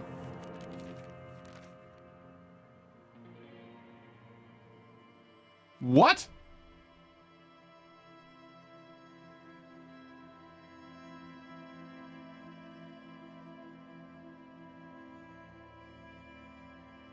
Another police officer resigned from the RCM following a nervous breakdown. He now lives under a bridge, drinking and occasionally throwing excrement at passers-by, shouting, I never loved that woman. When asked to comment, former colleagues objected to the theory that his psychological disintegration was precipitated by his wife leaving him. It's because the Furrows lost that match, said Captain Ptolemy Price, once the man's superior officer. It's because he couldn't get a big gun from acquisitions, and anyway, police work really burns you out after a while. Satellite Officer Jean Vicamer, the deranged former cop's partner, commented. Sergeant Mac Torson, another former colleague, did not propose any theories, merely saying whatever happened to him wasn't about birds. He got fucked, that's all.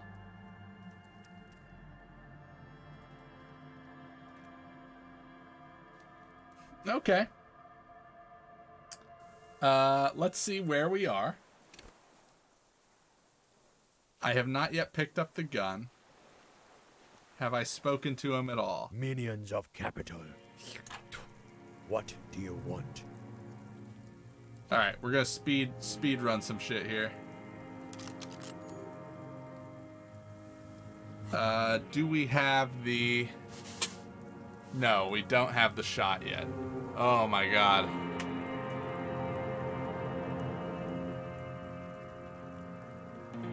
Alright. Let's go get the shot.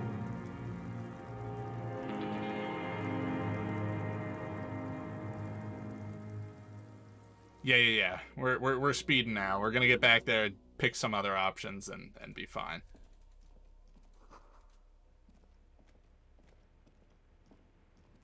How dangerous could it be? We're trying to save time.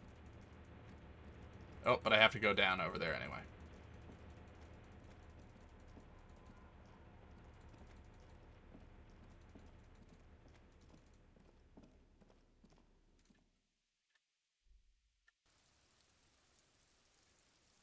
Goddamn walking. Yeah, exactly.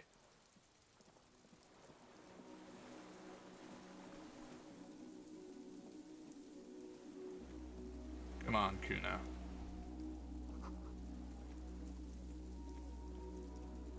Alright, one sniper's nest coming up.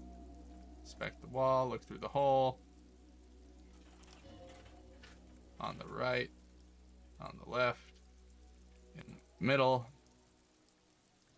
Motherfucker, yes, there it is. Cool.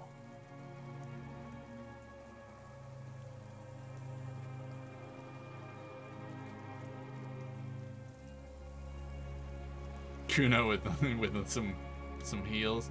Or put me in a... Why can't he just be pushing me around in a wheelchair?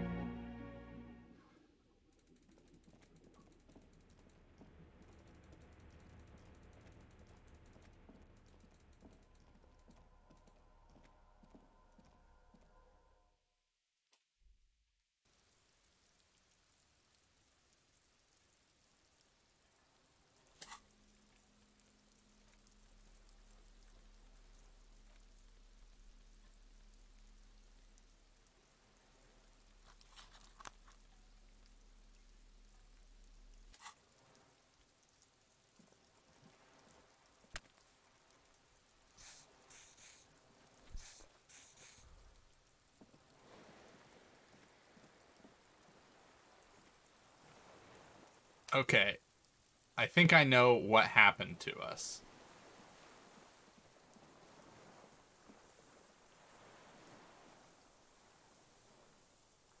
I think what happens is that theoretically we have no morale. We are currently at 0 morale. The only thing propping us up is our speed and our pyrolidon. Now the problem is they both run out at the same time. So I have 32 minutes to finish this conversation, or else I die. I'm pretty sure that's the current situation. Minions of capital. So where exactly does that put us? What do you want? At 125? Do I have that right? 125, we die. You're under arrest.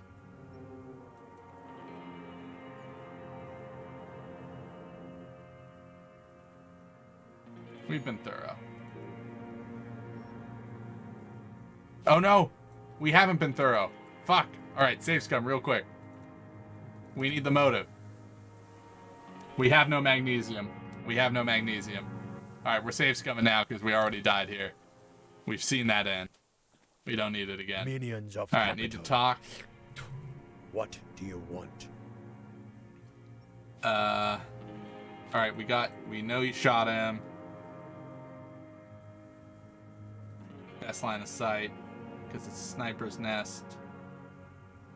Maybells. Placia. I don't need your cooperation. I have this.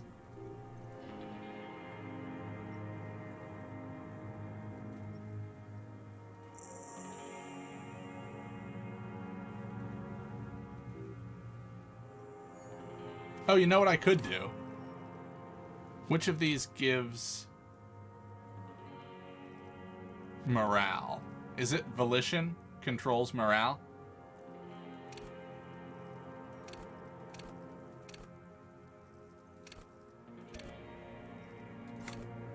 I could just straight up put a point in it and we'll be fine. Whew. Okay. What brand of boots are you wearing? Show me the soles.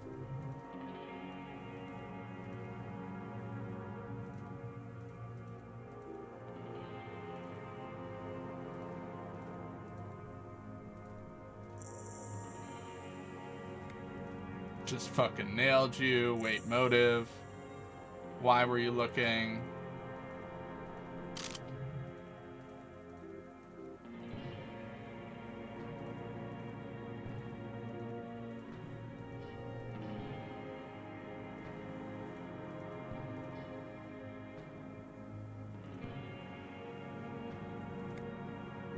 How long have you been watching? Yeah, that's exactly what happened. See, look at the time.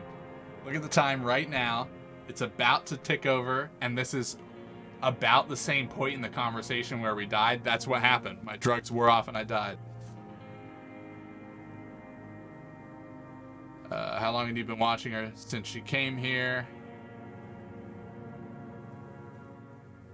She was hiding something in the water.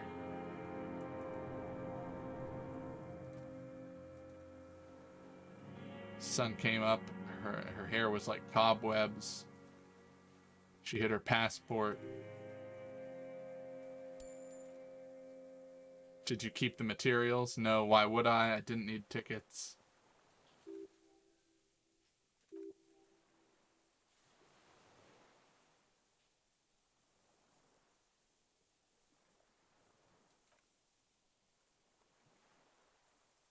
What does it say her name was? Don't remember it. Did you continue watching after this? He did.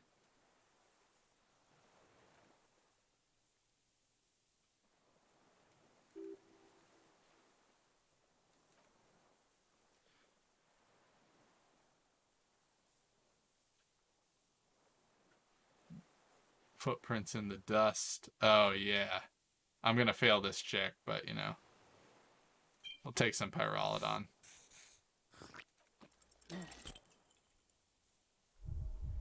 Yeah. How did you get close enough? I have my ways. It's been through every nook and cranny.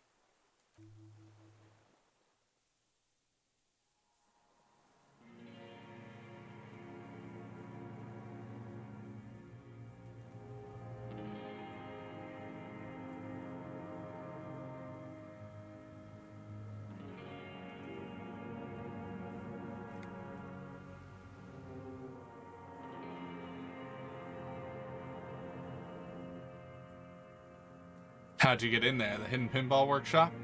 I can just walk in the hostel now after a good wash. They all think I'm an antisocial vagrant. Closing hour is a good time. The kitchen's empty. How do you open the door? Spare keys. You had feelings for that woman.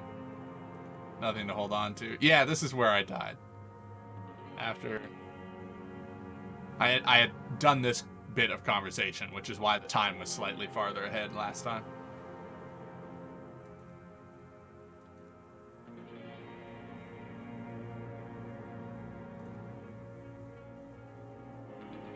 Brought her Maybells after he killed him.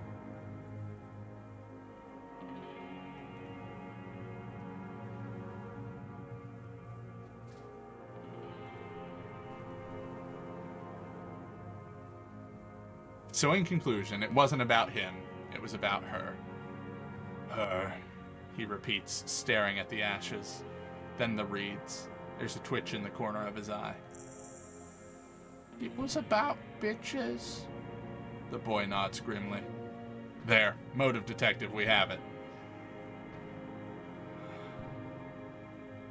She got away, but let us hear first. She figured out someone was watching her from the seafort. Gone. He looks to the city and nods. I knew it. She kept staring into the scope last week. At the island, like she knew. She'd look at night, crying or smoking on the roof, staring right in me. He adds to no one in particular. It doesn't matter. Midtown, across the bay of Revachol. Snow falls on 40-story towers. Above them, Lausanne Central Aerodrome. A cocoon suspended in the snowy sky by a web of suspension wire, encircled by aircraft. Look north. Oh, God. Former young woman is withdrawing from amphetamines, barbiturates, and alcohol. Yet still, she smiles among the crowd, among the great ghost of the city she's leaving. Far south. Smaller, distant, hidden. Not like the great chandelier she sees sparkle in the spring air. Below her, streets and towers, tenements and water. And across it, a dark strip of ruins barely visible, if she didn't squint her eyes. There, on a dilapidated jetty in a nameless village, 2 police officers and 1 special consultant look across a narrow strip of sea. The ruins of a sea fort stick out of the water, built by Philip II, reappropriated by the Commune, then lost in the landing. He's there doing what exactly? I don't know. Satellite Officer Vicamair points at the ruins. Behind that's an aircraft something. That's why we can't see it. That's actually, of the voices in this game, that one is totally fine. The Shivers. Shivers is fine. What are some that really suck? Pain Threshold isn't good.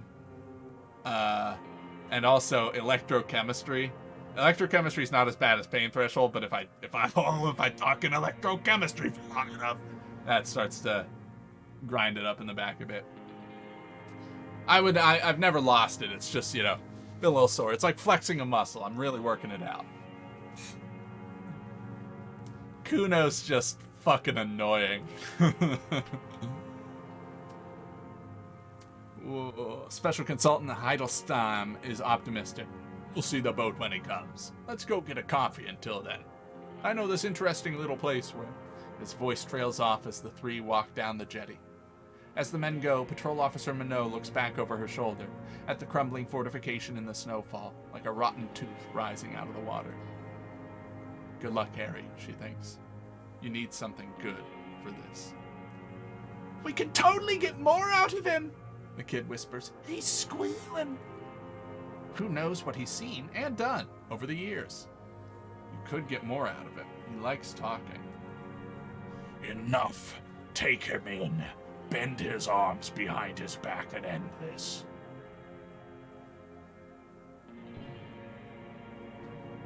Yosef Lilianovich Dross, you're under arrest for the murder of Ellis Courtenier. What? The old man's eyes fill with sudden, unexpected terror at the words. You said I would be taken to This terror. The sum of all the uncontrollable movements and mood swings he's been exhibiting. The wind picks up. The silence and the water is broken all around you. Little shivers of waves appear. Your wayfarer rights have been suspended. Information provided to the officer on the scene will be used against you by the prosecution. He looks around confused. You will be provided legal counsel within 1 week, and you must face court in 44 days. Do you understand? Do you understand, sir? No. I don't want to. I have to stay here. He looks at the reeds, eyes full of terror. He's not afraid of jail. He's afraid of something else. Like parting from a loved one. We don't need your permission. The kid turns to you. We do need to talk about the boat, though. How are we going to take him?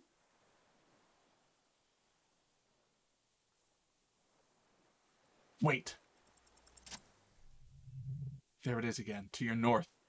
As it has been since you came to the coast. The reeds whisper.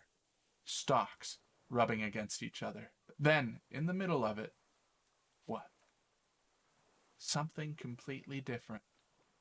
It sounds like a bow, very slowly being drawn against the strings of a violin.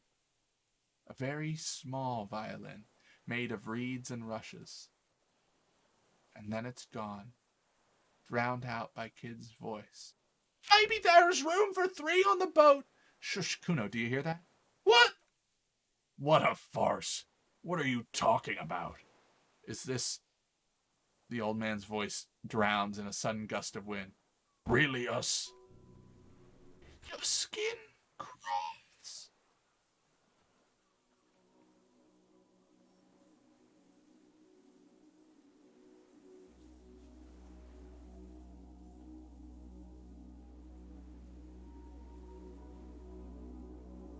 What the fuck?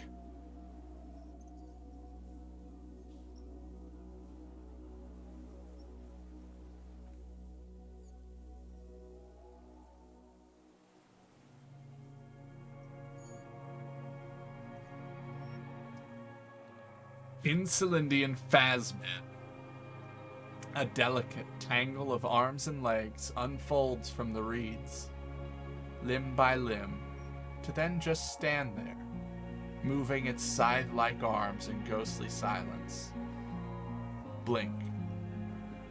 It's still there, an unfolding mechanism of reed-like chitin, hovering in place.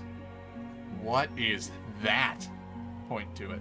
The old man looks at the reeds, then at you. What are you talking about? The giant stick insect. He looks confused. There's nothing there. The stick insect is over 3 meters tall. It looks straight at you, with its tiny pinprick eyes and its grotesquely small head. You feel your legs shaking under you, and your gun hand move to your holster to grab the gun.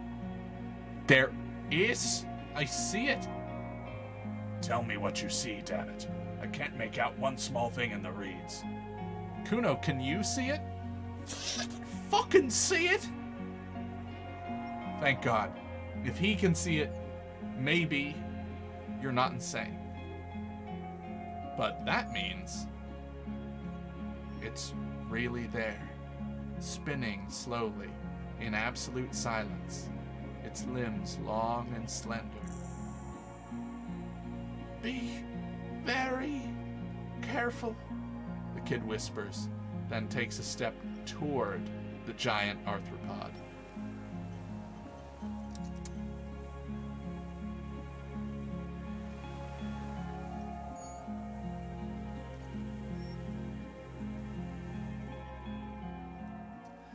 The creature stands on long, stilt-like legs, antennae hanging from its head like a woman's hair, white and curled at the tips. It is no more than 5 steps away from you. The segmented antennae move with apprehension, searching for something that's not there.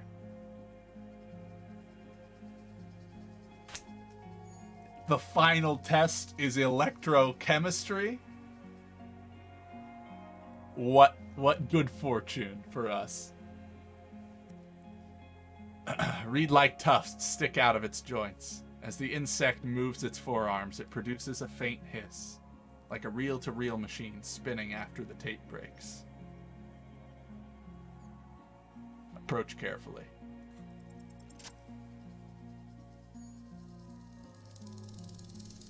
slowly, with your breath held, you take 2 small steps toward the phasmid. The creature lets out a series of ultrasonic clicks that swarm around your head like swallows. Like laughter, a sort of happiness. Hissing and clicking, it extends its mandible-like antenna to greet you. You're right below it now, looking up at the colossal chitin of its white limbs. Chitin. I'm going to start saying chitin. I think it can be both ways, but I like chitin better. The head of the creature is crowned by reeds, and its eyes are like small droplets of water.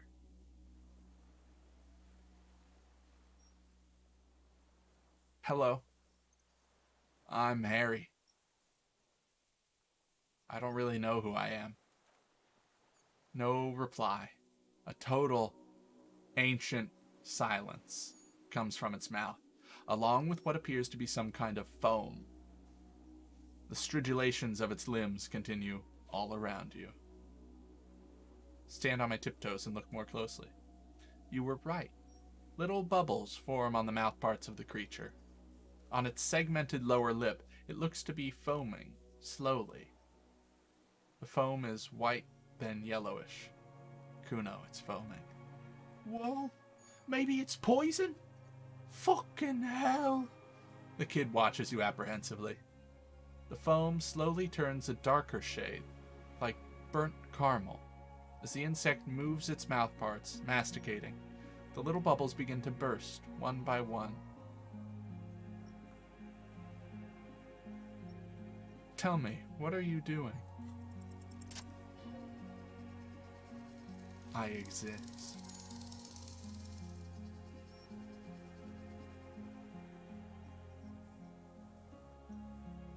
I exist too. Tell me what it's like for you.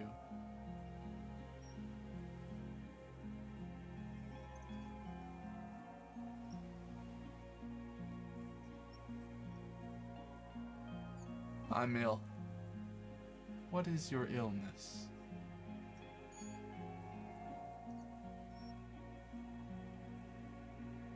In my heart, for me it's sadness, input after input.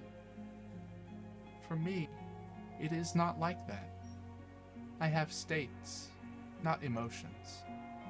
For example, I experience excitement at unexpected sugar rewards. But that is not important. Now I will tell you how it is for me.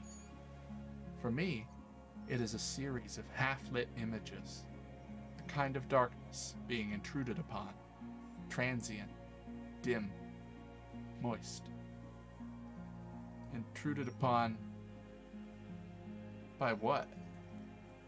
Shapes of plants and animals, and internal sensations. A swarm of sounds, tiny vibrations on the inside of my forearms. All speak of complexities totally beyond my understanding. I am at the end of a narrow funnel, weightless. So light, it only feels like something to be me.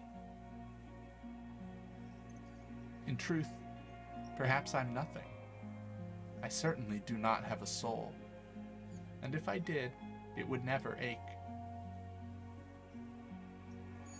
You're the type of animal I would like to be. Are you sure? Yes, I'm sure. Why do you ask? Sometimes, when molting, I regrow a lost limb. One time, something went wrong, and a small leg replaced a missing antenna. That's cool. No. The leg tried to move around independently, making it hard to walk. You don't have a foot there now? Yes. Thankfully, someone ate it. The next time I molted, I grew an antenna again. I am a detective. So am I. I was born to detect sucrose rewards and semiochemicals. What were you born to detect?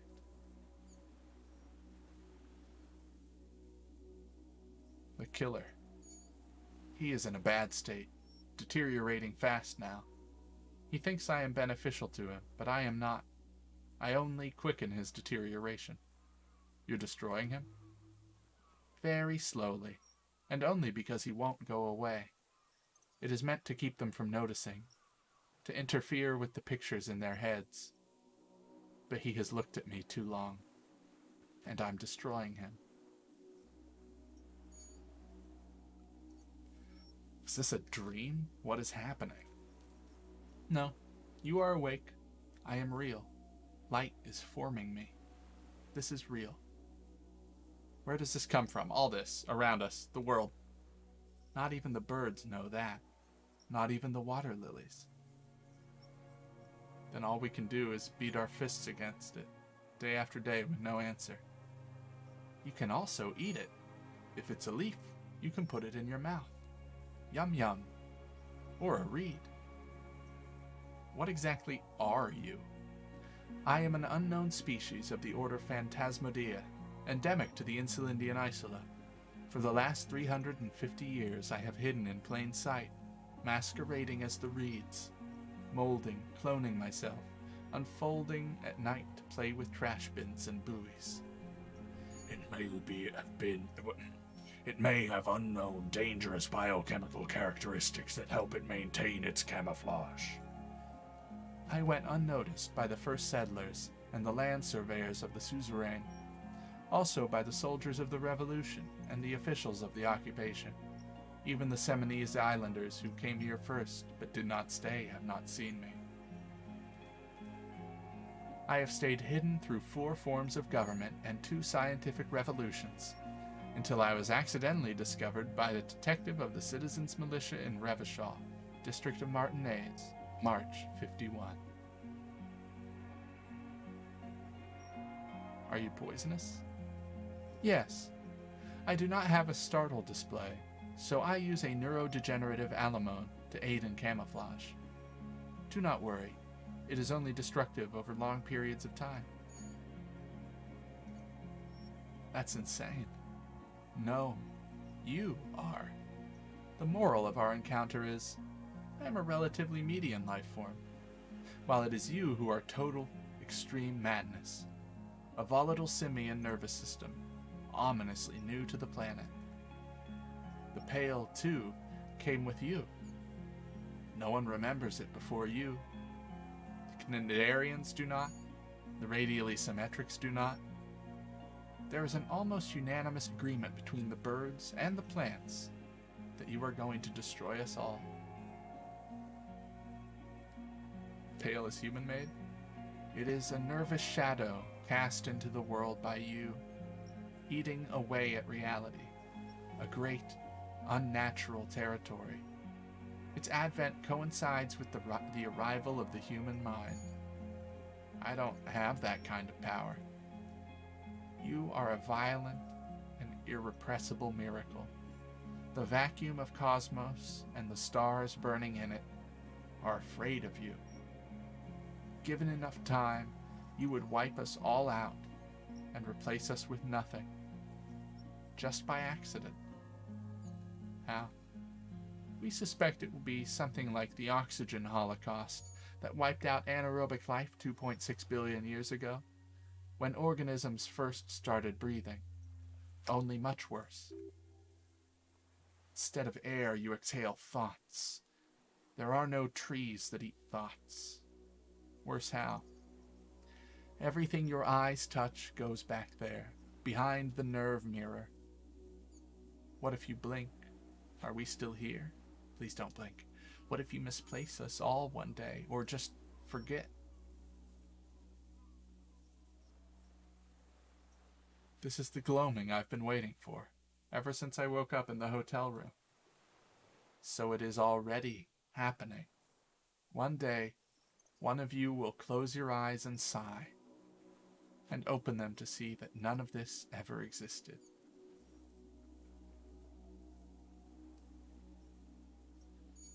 Cuno. Am I having a violent epileptic seizure? Doesn't look like you're spazzing out. He whispers behind you. Cuno knows all about seizures. Okay, good, forget it. No, quit fronting. What's up with you? We're a team, cop. Nothing, just looking at the stick insect. Everything is normal. Yeah, real normal. There's a giant stick insect there. Back off before it eats you. I have to say goodbye now. I have no more thoughts. That was all. No. There is one more.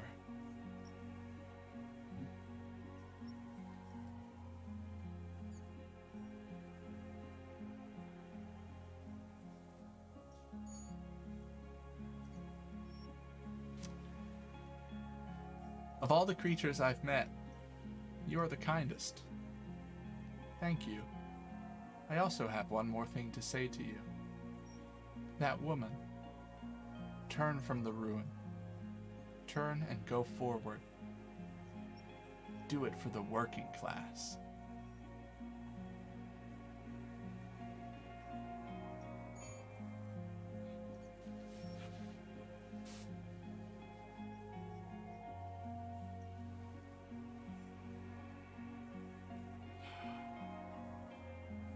Hey, Zulmoy. How's it going? I can't. She was middle class. It doesn't take a 3-meter stick insect to tell you that. Raise your hand slowly. The insect stops its stridulation, seeming to observe you. Below its crown of reeds, little pinprick eyes detect motion, glittering. The world stands still around you. No, stop. Be afraid. Raise the other hand, too. As you do, the invertebrate comes to life, its limbs moving independent of each other, as if each has a mind of its own. They are white like stalks of porcelain, knitting above you, praying to you. Don't pray to me. I'm nothing. The reed creature does not stop its stridulations. It towers above you, parting the reeds it emerged from. Tuft-like structures still rustle on its joints. Disengage slowly. As you're turning away, the phasmid mirrors your movements, stepping on the water. The long limbs carry its feather weight without breaking its surface.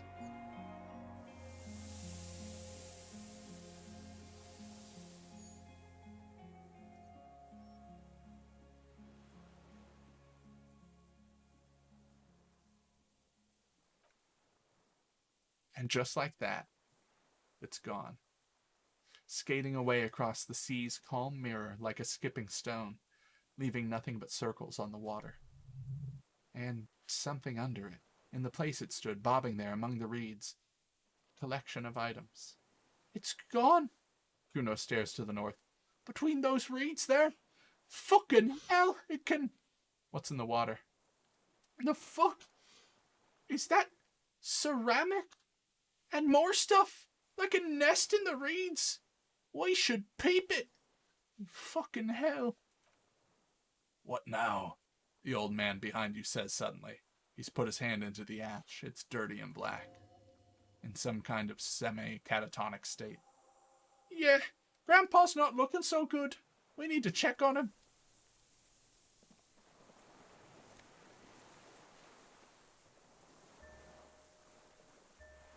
Helmet and gun. Oh, and something here. Classia's passport. Shit. Well. What is First it? time here. What do you want from me? Love your cultist I can't go. Hey, thanks so much, El Crucus. Yeah, this is Disco Elysium, and unfortunately, this is like probably the final. We're just tying up some loose ends here, but easily my favorite, like, RPG experience since. Gosh, I don't know, this style of RPG. I'm not going to compare this to The Witcher. They're both RPGs, but they're different.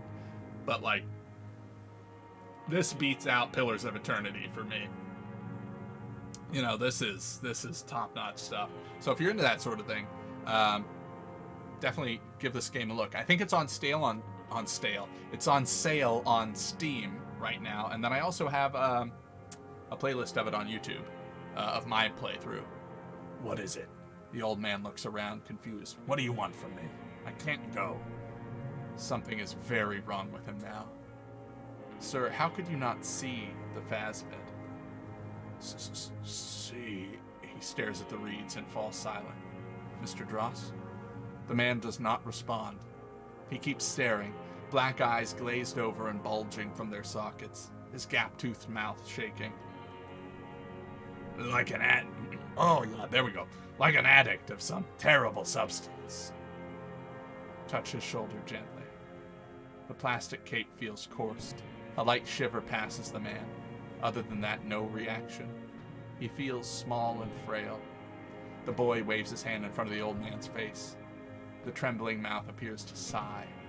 There is no other response. Yeah, it's fried him. We gotta bring him a doctor. Good news, it solves our boat and Piggy's problem. He's not going anywhere. He's trapped here. Hey, Mixelsticks. Thank you so much. I really... So who's your partner?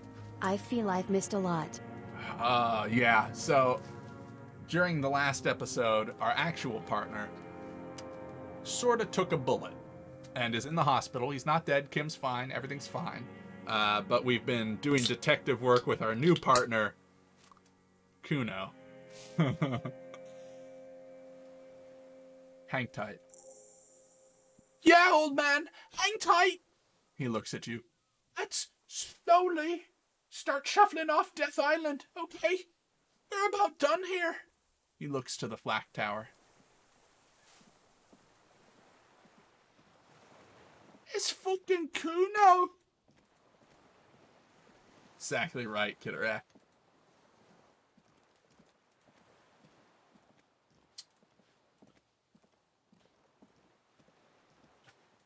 Yeah, you know what? It does sound like a good time to save, doesn't it? We went through that whole conversation. I don't want to have to speed through that.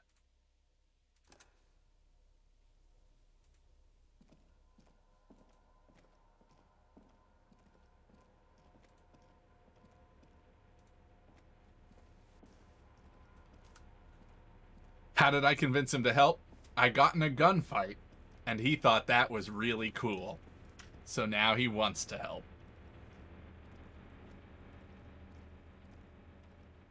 What's on the schedule after this? That's a great question. Haven't quite figured it out yet. I don't want to get into something that's going to take like a ton of time. Part of me wants to start the next RPG. So here's sort of what I'm thinking about. Either like Call of Cthulhu, we fire that up and get it going. Maybe some Monster Train. I've also been thinking about that because that's something I can just do, you know, quick and get into. Maybe some Armello. I don't know. What I think we'll do is just sort of like, we'll go to the end of this, then I'll take a break, like 3 to 5 minutes, something like that. Reheat my coffee, grab a snack, hit the restroom, that sort of thing, and then I'll come back and open up Steam, see what I feel like. Is sort of the plan. Let's return to the mainland. Oh yeah? He crosses his arms and nods to you with a self-satisfied smirk. We did good shit here, detective. The skiff rocks gently under your weight as you get in. The ride back is uneventful and quiet. But for the sound of conversation on the water, there is someone inland waiting for you. 2 men and a woman stand on the concrete square of a nameless village, looking at a small yellow boat as it draws closer. The sea is calm. You reach the jetty and climb out of the skiff.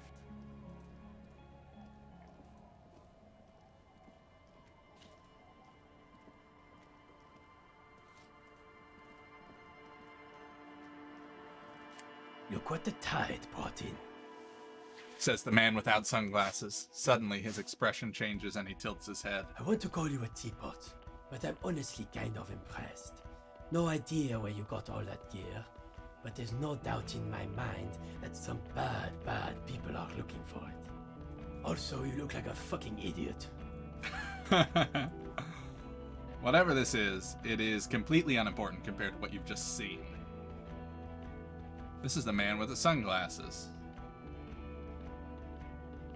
Cuno, you still on my back, right? We're all pigs here. He nods to you, then straightens his back. Even though we're all pigs here, you and Cuno are more pigs than the rest of the pigs. He'll have your back. Only later. Later? Oh my god, how much more can there possibly be? The armor? No one else seems bothered by it. Really? They don't seem bothered by it? That's because you're a cop in an exoskeleton. Yeah, I'm a cop in a goddamn exoskeleton. Actually, are you? Are you still a cop? There's so much disco going on. It's hard to tell. Vic, calm down. You're the man with sunglasses. Right. And you're some kind of murder machine. Who are you Hello, people? I'm Trent Heidelstein. I believe we've met on several occasions. I'm your goddamn partner, Jean-Vic Mar, and this is your special task force, or what's left of it. He says, gesturing towards his companions. Special Consultant Trent Heidelstein, Patrol Officer Judith Minot. Hi. We have come to scrape what's left of you off the pavement. Task force. Cool. I'm the Cuno. We just came from the fucking island. Cool. I'm the Cuno. He points to the sea fort behind him. Listen, Cuno. The man assesses the kid like a strike team leader about to kick in a door. Aria and I are old friends from way back. Mind letting us have a moment? Won't be long. I just need to talk to Ari about some of the things I Ari. think he's done wrong lately. Good luck with that. Sounds like you're in some shit. Forget about all this. There's a giant. Not forgetting about anything. Look at you. What's this about? Abby, we want to help you. Trant, I believe this is where you come in.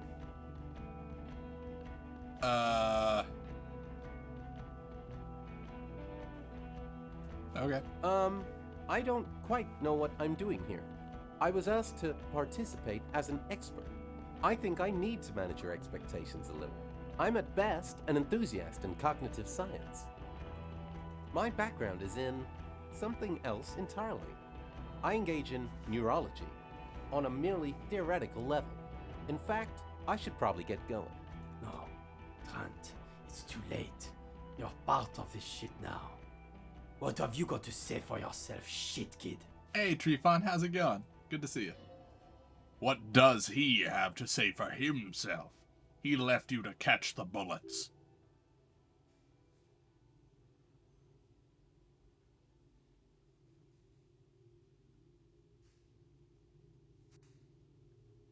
So, Trant Heidelstamm turns out to be Special Consultant Trant Heidelstamm. Yes, I'm Trant Heidelstamm. I never said I wasn't Trant Heidelstamm.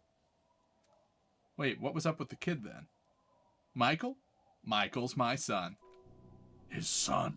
What a joke. Everyone is lying to you. Oh yeah? What's up with all the interesting history spying on me? No, I was just interested in the Feld building and the Martinaise beachhead, and Michael wanted to see Martinaise. It was a coincidence. So what are you special consulting here? What indeed? He looks at the dilapidated shacks, then you. I was asked to share my take on some of the more obscure theories developed in the Koenigstein in the 30s, like partial psychotraumatic amnesia, group personality theory. He's here to see if you're insane. He's smart. Let's move on.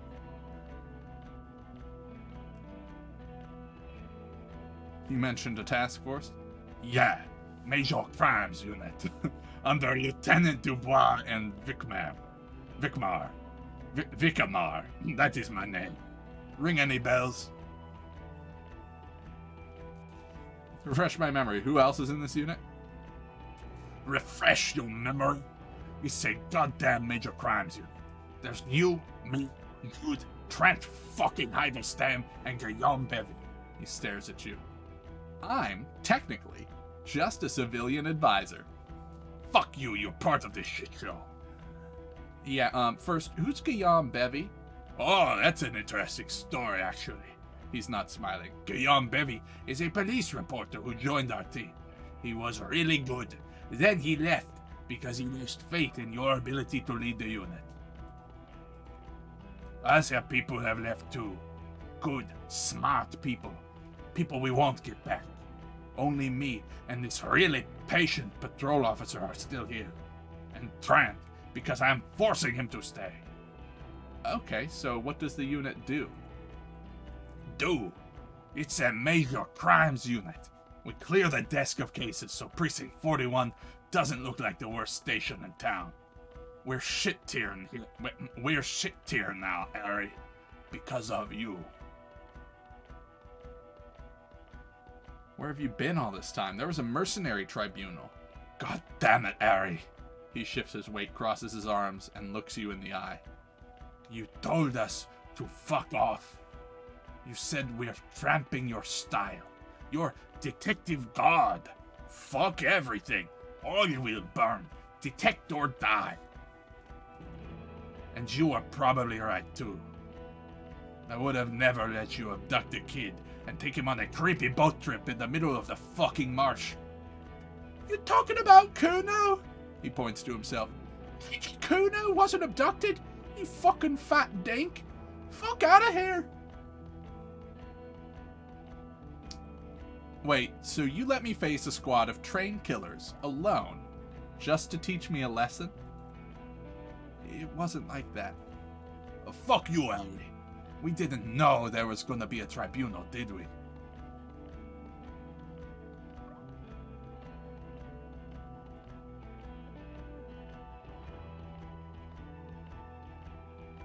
all will burn, Satellite Officer Vicamar.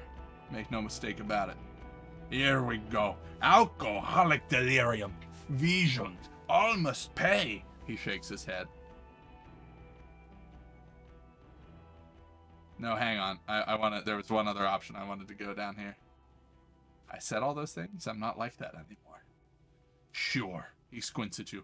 You're not a superstar law official. Talk on the town is your Guillaume Le Millon reincarnate. I know this shit. Nothing has changed. None of this is ringing any bells. The bells aren't ringing because you have brain damage. Trent. He turns to the blonde. This is where you come in. How bad is it? Well, he doesn't have visible tremors. He talks without slurring. He can drive a boat. He's standing, reasoning. All good signs. But complete retrograde amnesia, episodic and semantic, meaning you forgot both who you are and the definitions of money, isola, pale, and so on, as displayed in the station call with our interactions with him, and I don't want to be a snitch, he makes air quotes, but also mine with him before, when Harry did not seem to know who I was. It's all very interesting. Some strong bad vibes? Oh no. Oh no, it is dangerously close to strong bad. Interesting? I'll have to make him even more French. Yes, interesting. I have my theories, but I would like to hear Harry's thoughts first. Harry, he turns to you. What do you think happened to you? Neurologically, psychologically, and, why not, socioeconomically?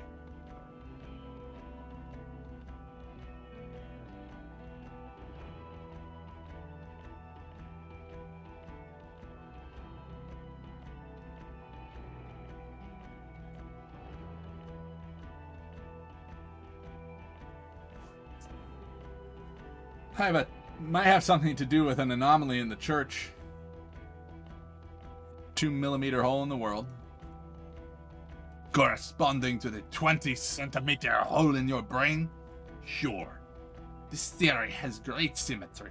I'll see how it folds into itself neatly. Precisely, Satellite Officer Vicamare. It's Martinaise.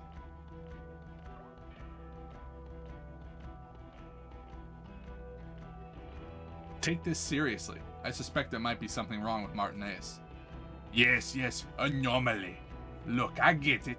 In your delirium, you came up with an anthroponetic explanation for why you're such an insane drunk. And I understand. If you investigated further, you'd have more to say. But you didn't. So here we are. I've been there. Perhaps it's not, because he's a petulant teenager in a 40-year-old man's body. Perhaps it's pale related. Perhaps it's extra physical. Or perhaps it can be cured with mesmerism. But then I think, no, that's unlikely. He's probably just an asshole. A drunk asshole who pretends to have amnesia to get out of shit. But Detective Vicamare, she interjects, he has blanked out before. I have? Yes, a couple of times, after some of the more serious benders. One was after the 2 drunks case, the other when we looked into that mural. The 2 cases in your ledger, the unsolvable case and the New World mural, those were recent.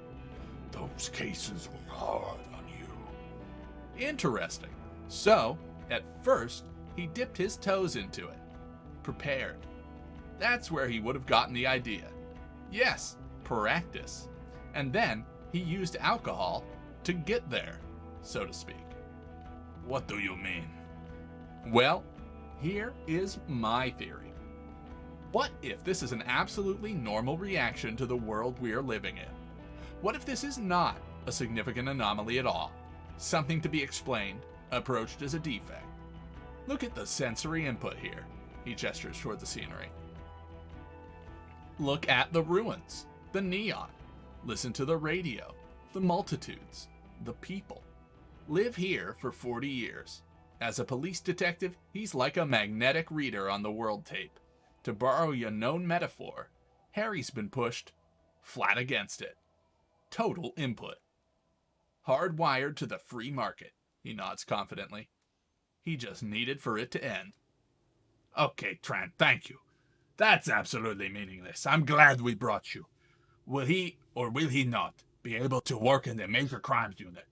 Is he a cretin now? Cretin? I want to know that. He is not a cretin, and he is able to do work, if not in his previous leadership role, then as a line detective. I'm ready to lead again. No one even mentioned that. He looks at you, then at Trent. I misphrased my question. It should have been, is he able to put his clothes on and use the potty, or do we need to get him on a disability pension? They can keep that pension. You're rock solid. You can put your clothes on hard. What now? Now, nothing. Now we're just going to stand here. Just stand there. Yeah, just stand there. It's cool. Really? No! Now we discuss that. He points to the water. What the fuck did you do to my motor carriage? Why is it in there, Harry?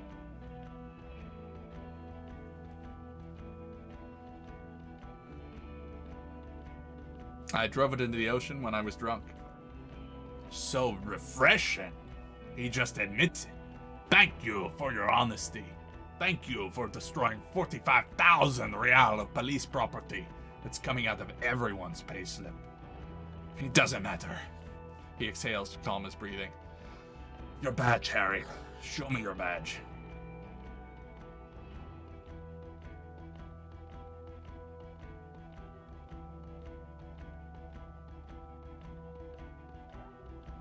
Show it to him.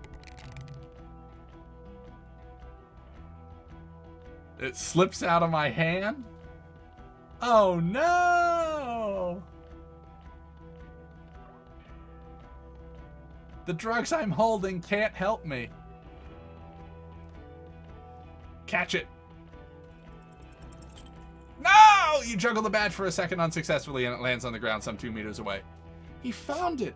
The patrol officer picks it up and gives it back to you, slippery and cold. He found it, Jean. His badge. Jean? The man stares at you unimpressed. And your gun?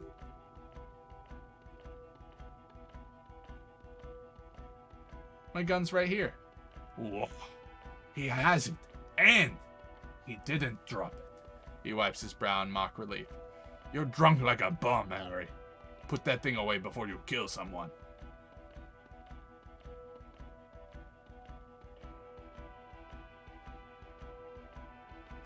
I tried to, but I can't work as well without it. Well, you let this suspect escape. To ask you something, because you were too drunk to assess her flight risk. We've read the reports. Lieutenant Kitsuragi's. We know.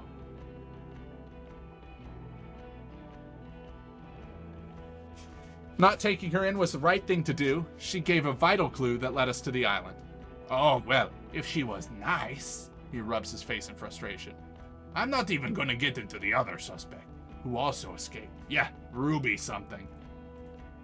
Or the fact that you kidnapped the kid and took him to some island. It's small-time stuff. That's nothing. That's a humorous anecdote.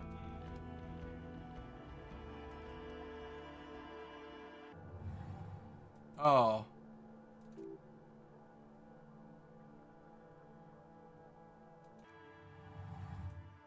Fuck.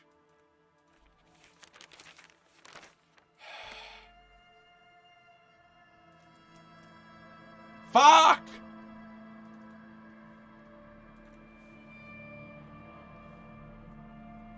So, I was at one point of, I'm just gonna, right now, put another point in volition. Which sucks, but... so what happened there was, I took... now we're all the fucking way back here. Oh my god. Oh, it really kills the mood.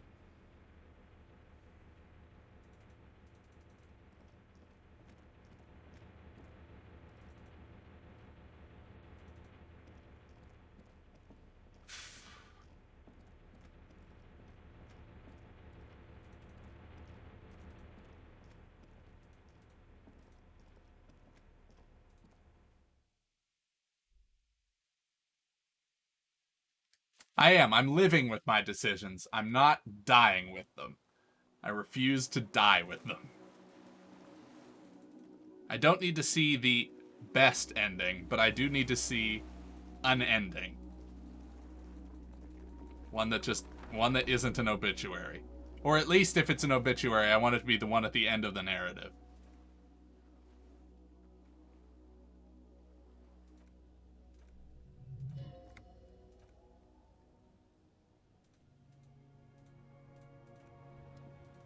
Alright.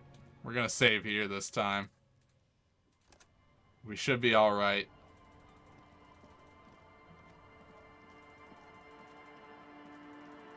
Look what the tide. I want to. Also, you look like a fucking idiot. We're all pigs here.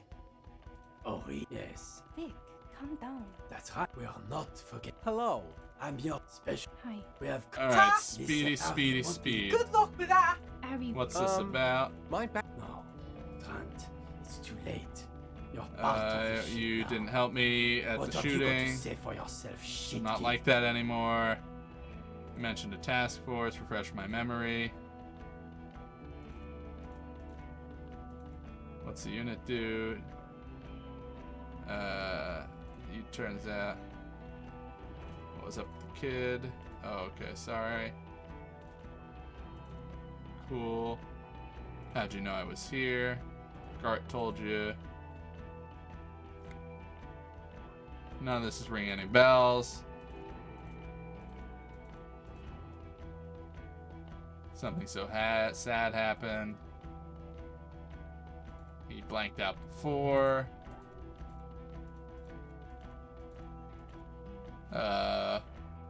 What now? Just stand there, really? I drove it into the ocean when I was drunk. Here's my badge. Oh, unintentional save scumming. We catch it this time. Behold my badge. Man is unimpressed. And your gun, he asks. Show him the gun. Can't work as well without drinking.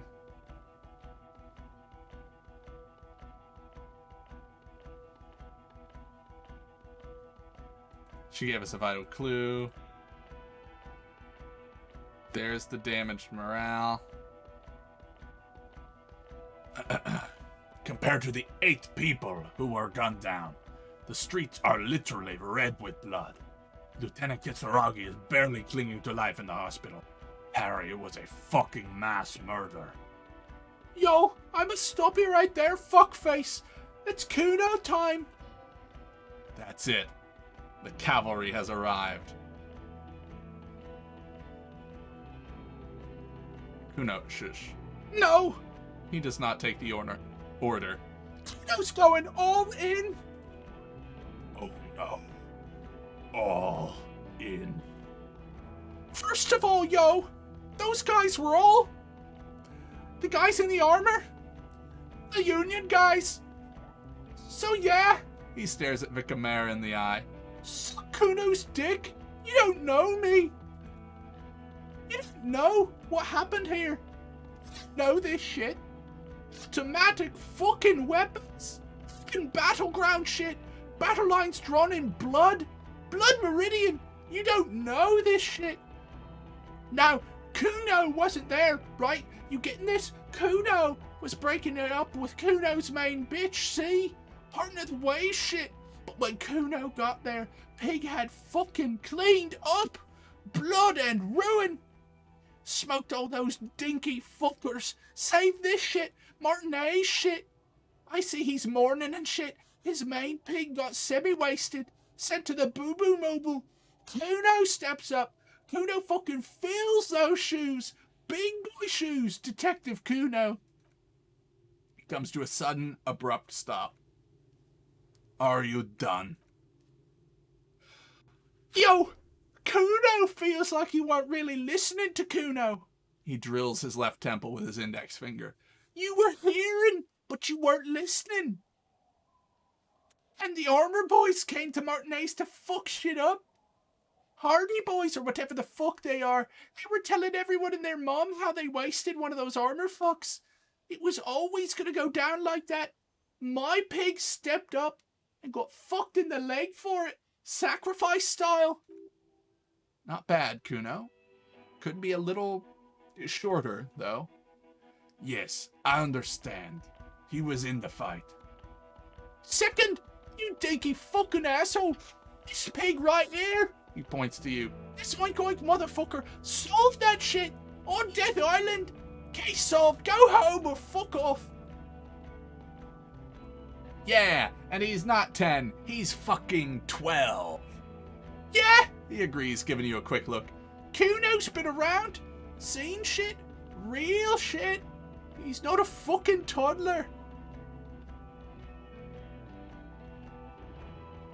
Look, point is, we solved the case. Yeah, and some fucked up grandpa did it. Fucking grandpa in the woods or some shit. Old shit. Cuno doesn't know about that. Look, the real shit is here. It was a straggler from the revolution who stayed in hiding for 50 years. I found him. Yeah, straggler, sure. He nods to you, then turns back to Vicamere. You getting this smart shit? The old fuck killed him. Confessed to it too. We got him snitching on himself, Popo style. A straggler from the Revolution? He sounds incredulous. Yeah, fucko. He's on the island right now. In a coma or some shit. And we also got the gun. Gun of the killer shit. You know what I mean. Now, let's get our big boy shit on. He means murder weapon. By gun of the killer, Cuno means the murder weapon. We have it. Yeah, spin that real shit, pig. Murder weapon. Big boy shit. Big boy shit? Yeah, big shit. He nods and crosses his arms regally. Now listen up, suit fuck. You're gonna shit yourself because it's gonna get wacko natural. Oh yeah, it's going to get wacko natural. Tell him. There's a fucking ton mantis on the island. What? He scoffs, then turns to you. Sorry, kid. Me and Harry have to... Yo, this is like the biggest moment in history right now. Oh, fucking listen to what's coming out of Cuno's mouth. He points to his crooked scowl. We saw a giant insect, white as fuck, literally the Insulindian phasmid or some shit. Praying mantis style. It was 3 meters tall, and this pig right here. He points his finger at you. His hand is shaking with rage and excitement. This fucking old Popo discovered it. Me and the pig bacon discovered a new species. It was beautiful. It was... He pauses, out of breath, then continues. You ain't seen this kind of animal before. Fucking miracle shit.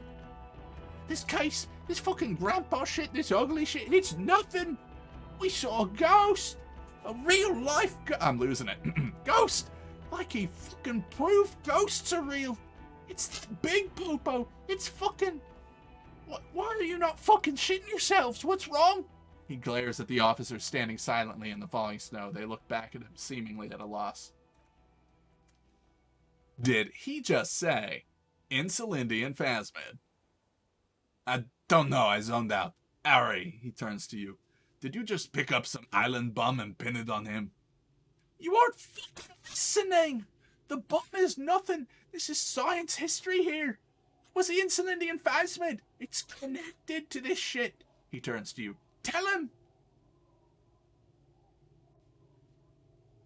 There was an Insulindian phasmid, but it's not connected to the case. Lieutenant, please. You have to have more than just some mantis. The stragglers stick to that. You said you solved the murder. It's not going well. You have to present something now. Something sane and forceful.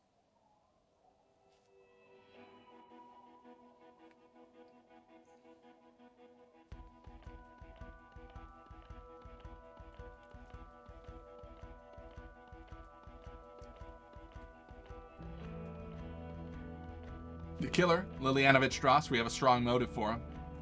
Lilianovich, the special consultant raises an eyebrow. A revolutionary matronym. revolutionary matronym? The custom started in Grad, where they have patronyms, Krasovich, Larsovich, etc.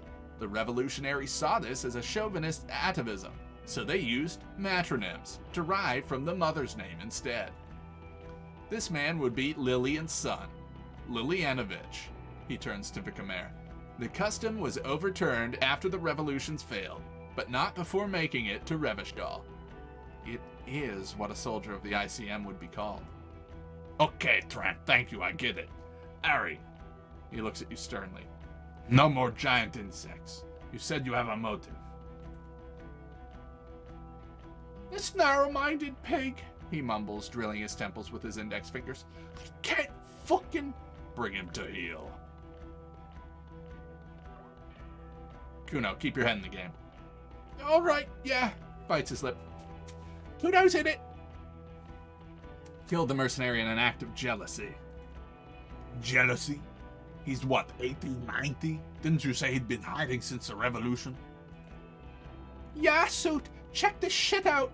The merc was banging some chick he wanted to bang, so he shot him. Chick's called Klassia.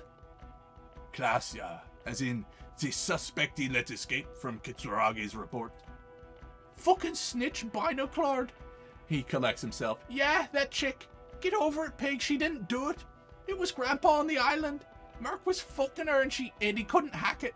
Cuno can hack it. He also had political reasons. Yeah, politics shit. My pig also connected like the weapon to you. He looks to you. Slam the weapon, man, the murder weapon. He's a trained sniper. The weapon he used is more than capable of making the shot. Okay, he rubs his temples. And he'll confess to the prosecution, too? The state he's in now, I don't know. But we got a confession. He confessed to us. A detective and a civilian, Sean. And the gun. He has it. Okay, we'll see about it when we get the Coast Guard on the island. This left a mark. They can't deny it, son. We got the bastard. There. No one is saying anything. The silence agrees. There's also a dead man on the boardwalk, a missing person I found. Yes, falling through a gap in the boardwalk, drunk. How did you know? The body was transported to Precinct 41, our morgue. I had Tilbrook and Mullins take care of funeral arrangements and family stuff. You're not the only cop in the world, Harry. This all comes back to us. Still, she says quietly. Good work with the missing person, detective. It's still a point for you. There's no denying it.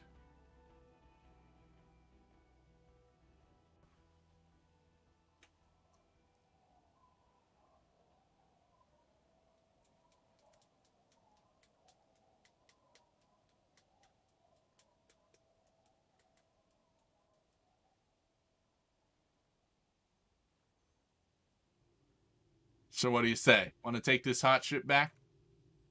No. There's a silence. Sure, you got the case together. You can do police work in bouts. That's not a surprise to me. Even the insect, I don't care. But you're an alcoholic, and you've been drinking. Again. I won't let my life unravel because of this. He has. That's true. It's tough. One of the toughest addictions to overcome. Comparable only to heavy synthetic opiates. Even morphine is easier to kick than alcohol, statistically. The odds are against him, especially at this stage. He nods. He's too old. He's been like this for too long. I've seen him try many times. It's a farce by now. They're leaving. They're all turning away from you. No, you can figure it out. Replace it. Replace the alcohol with amphetamine or GBL. Fuck it. Morphine. Graffito removal agent. Anything. It'll buy you time. All you need is time. For the planetary proletariat. Stop, and you can go to the burnt-out quarter and meet me there, wafting above the burnt ruins like the smell of caramel. The retour is waiting.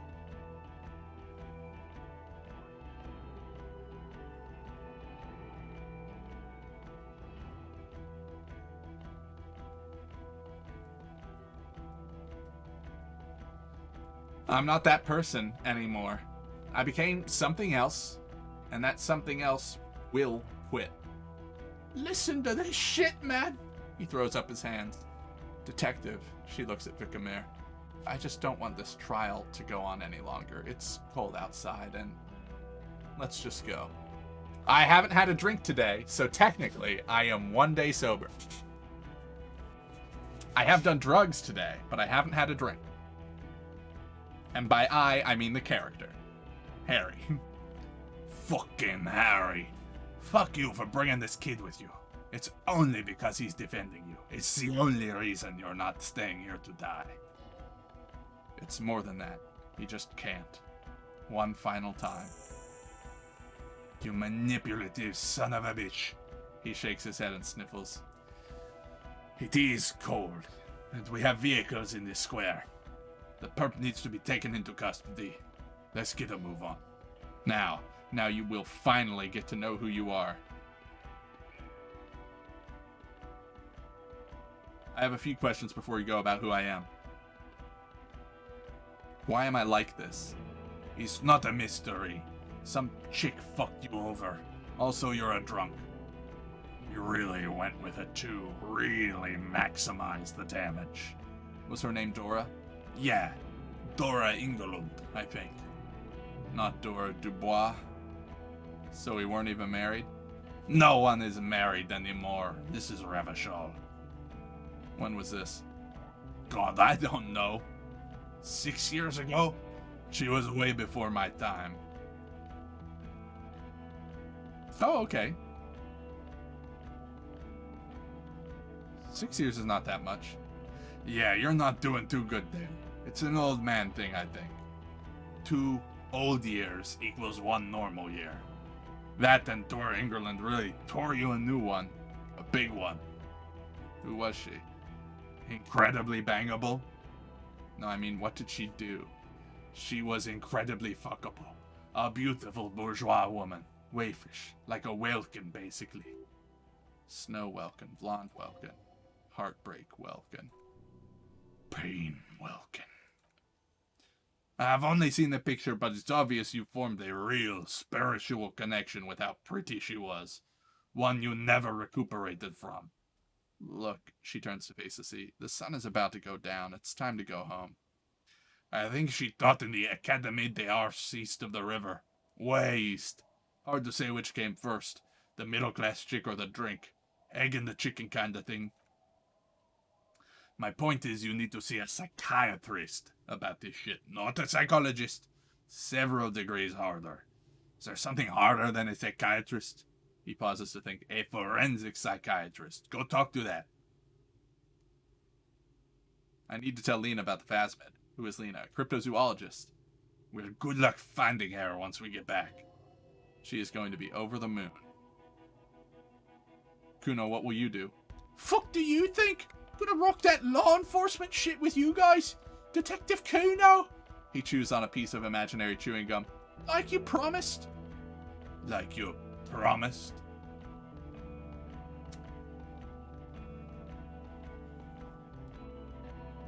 But I didn't promise anything. You're gonna lie after what we've been through? Let Cuno refresh you. Cuno said you'd take your crippled ass to the island if you take Cuno to Jamrock.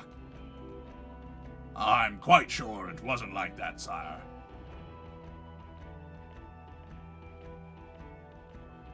Guys, Cuno's enrolling in a junior officer program. No, he's not. He's 12. Cuno's fucking 19. You have to be 15 for the junior officer program. You're not even that. Hey, you don't get it. Cuno's got pig all over him. Cuno smells of bacon grease. Been seen with you. Fucking informant shit. You think no one sees this? They're gonna hang me by the nuts if you leave me here.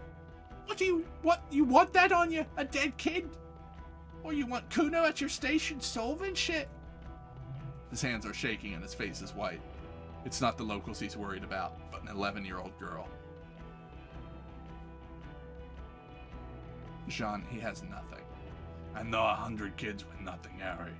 We can't make them all cops. You don't have to make them cops. Only Cuno? Cuno's an asset? He was good on the island. I don't care. He can't be a cop. He's 12 and he says every 4 seconds. I won't say it. I won't say it anymore. His teeth are clenched. His throat moves in a gulping motion. Maybe you can take the kid with you, the special consultant says, looking at the boy. Enroll him a year earlier and say he's 14. If he... I promise I won't say it. He shakes his head so hard his face turns red. I won't say it anymore. For God's sake, she says. Yes, we'll do it. Recruit Detective Cuno. Papa. Another sigh of surrender. I'm ready. Good. She looks at you, then at Vicamere. Fuck it. Let's go. The man points down the street. Trent brought his motor carriage. It's a 20-minute drive to Jamrock. The great district hums in the fog ahead.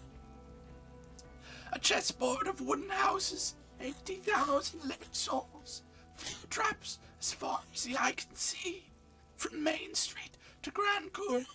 From Precinct 41 to Boogie Street. Forking into the rain-swept horizon.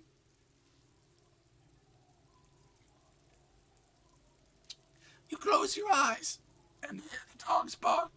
A lone woman sits by a factory window, dreaming of meteorite streaks. A room to St. Jerome, a square slides into a square-shaped chamber. In Old South, a man without eyelids smiles. Spring has come. It's time.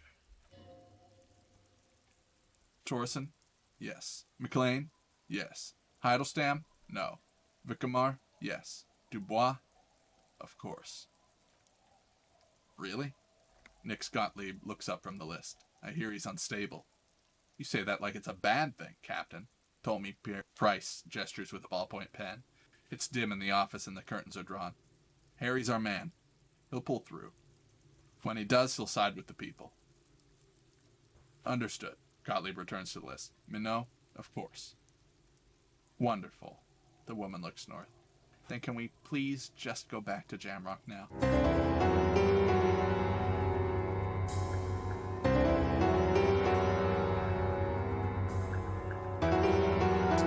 Robert Kurvitz. Just, bow down. Incredible work. This is so very loud.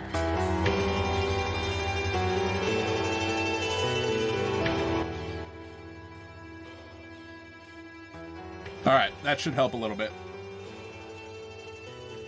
Oh my god. Wow. What an incredible experience.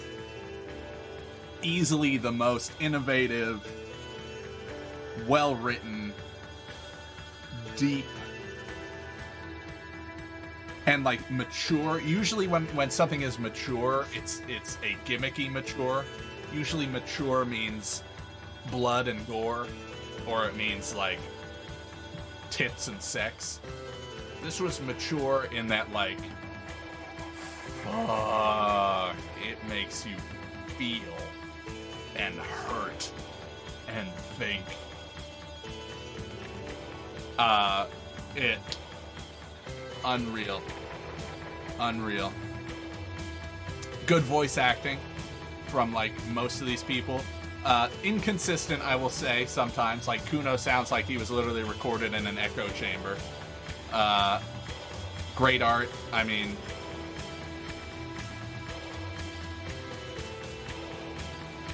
I honestly don't know if I have a criticism. Like an actual... I have a few minor gripes, but they're... in the context of the game, they're like so irrelevant. Truly wild. What the fuck you say about Cuno?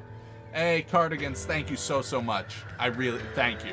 I really do appreciate it. Thanks for charging the old electrochemistry fund over there. Thanks for hanging out. Thanks so much for the donut. Oh, God. What a good game.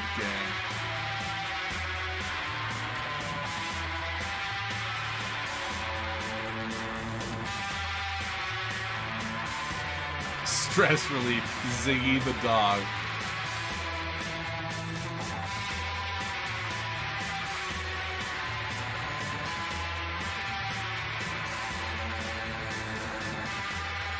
Yep, Cuno respects authority and badasses, and he's also terrified of C.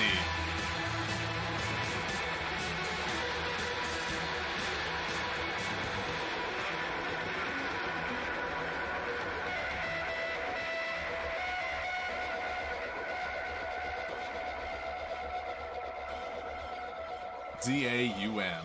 Mankind be vigilant. We loved you. Past tense. Oh, wow. What an absolute treat that was.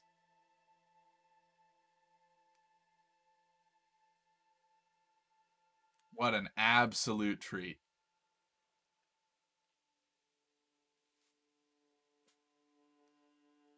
Let me,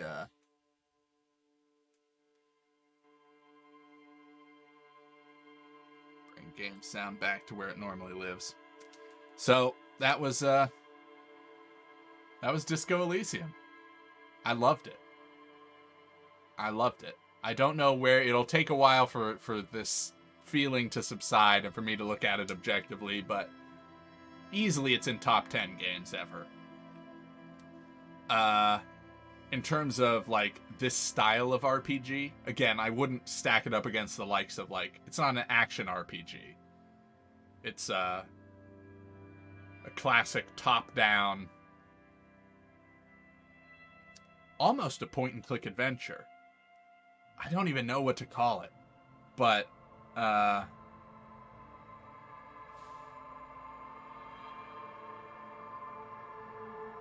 absolutely incredible.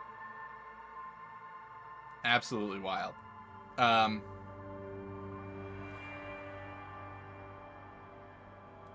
it's on sale on Steam right now. If you're watching this right now, or if you're on YouTube and you're watching this the day I post it, it's on sale. Go buy it. It's great. That's all I got from Disco Elysium. Hey, oh, as a thought, thank you so much for hanging out. It's been a pleasure. Have a good night. It's very divisive. Oh, well, I'm sure. It's like, I mean, yeah. I would be willing to bet that most people, that if you put this game in the hands, I'd be willing to bet that most people who purchase this game like it. But if you put this game in front of everyone, like if you just took all gamers and made them play this game, I bet most people who play video games would not like it. In the same way that, like, oh, okay, here's a good example. I don't need to grab the book for this to make sense, but I'm looking at it right now. Paradise Lost. Amazing book. Great, great book. But it's tough. It's tough to get through. And not just from, like, a vocabulary standpoint. Just from, like, the concepts and the feelings and the way you feel when you put it down. It's tough to get through Paradise Lost. And for the sort of person who enjoys it, it's the tops, it's the pinnacle.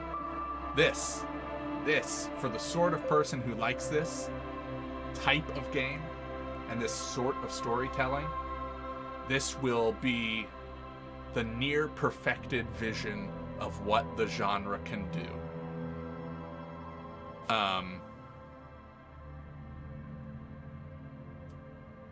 For the type of person who does not like this style of game, this game will be like trudging through a leech-filled swamp with I don't know, naked and just having the worst kind of time. It's brutal. it not only like gameplay wise, but also like emotionally brutal. And they don't like cut away from it either. They make you sit in those moments and feel it with Harry. And it sucks. But it sucks in like a great way. I think it's really easy. This is something I've said before. I don't know if I've ever said it on stream, but have you ever been like walking around out in the world and you'll see like a kid throwing a tantrum?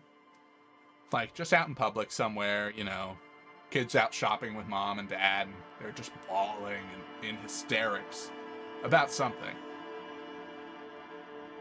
Sometimes I look at the kid and I never think like, oh, well, they should get control of him. I'm almost jealous of the kid for feeling something so strongly. Because I'm a pretty chill guy, you know? I laugh at things, but it's been a long time since I've laughed till I've cried. You know, laughed till I was convulsing. I remember that happening. It's been a long time since I've been so mad that I threw a tantrum with tears and like feet stomping. I remember being a kid and that happening. But it hasn't happened in a long time. I've been so sad that I cry.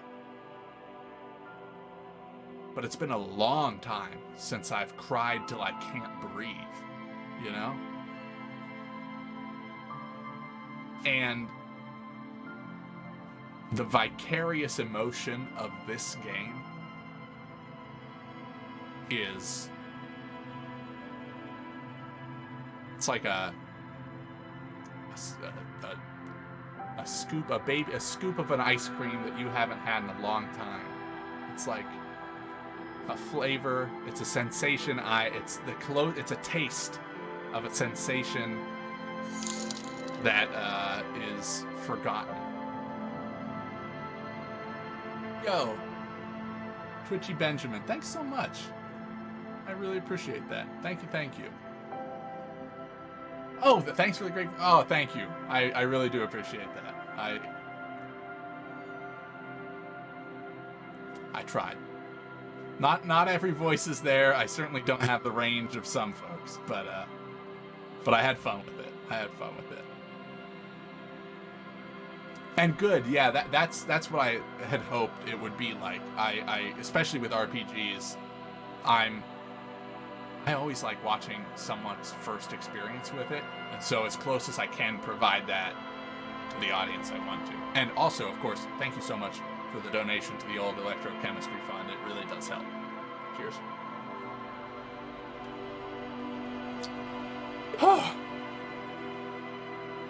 Well. Yeah, you definitely need a certain amount of life experience to play this game. Or maybe, let's not gatekeep it that way. This game will play differently to an 18-year-old as it would to a 40-year-old. They could play the same game the same way and have totally different experiences.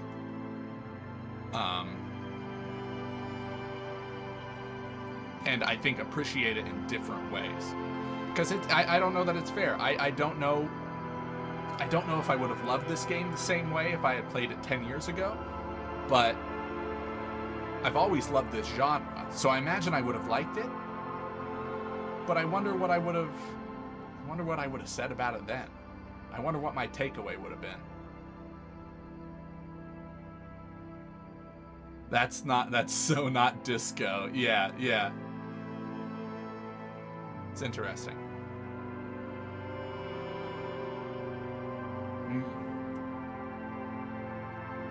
As much as now seems like obviously the appropriate time for me to talk about it, but it's one of those things where like I'm not gonna know really what to say about it until it settles, you know, until I sleep with it, until it inhabits my thoughts for a day or two. It's like the ending of a good book. Yeah, it's exactly what it is. Maybe I'll make a little YouTube short. Maybe I'll make a little YouTube. Maybe I'll just make a review of the game, a video review. Yeah. I think I owe that much to the game. Oh, so good. So good.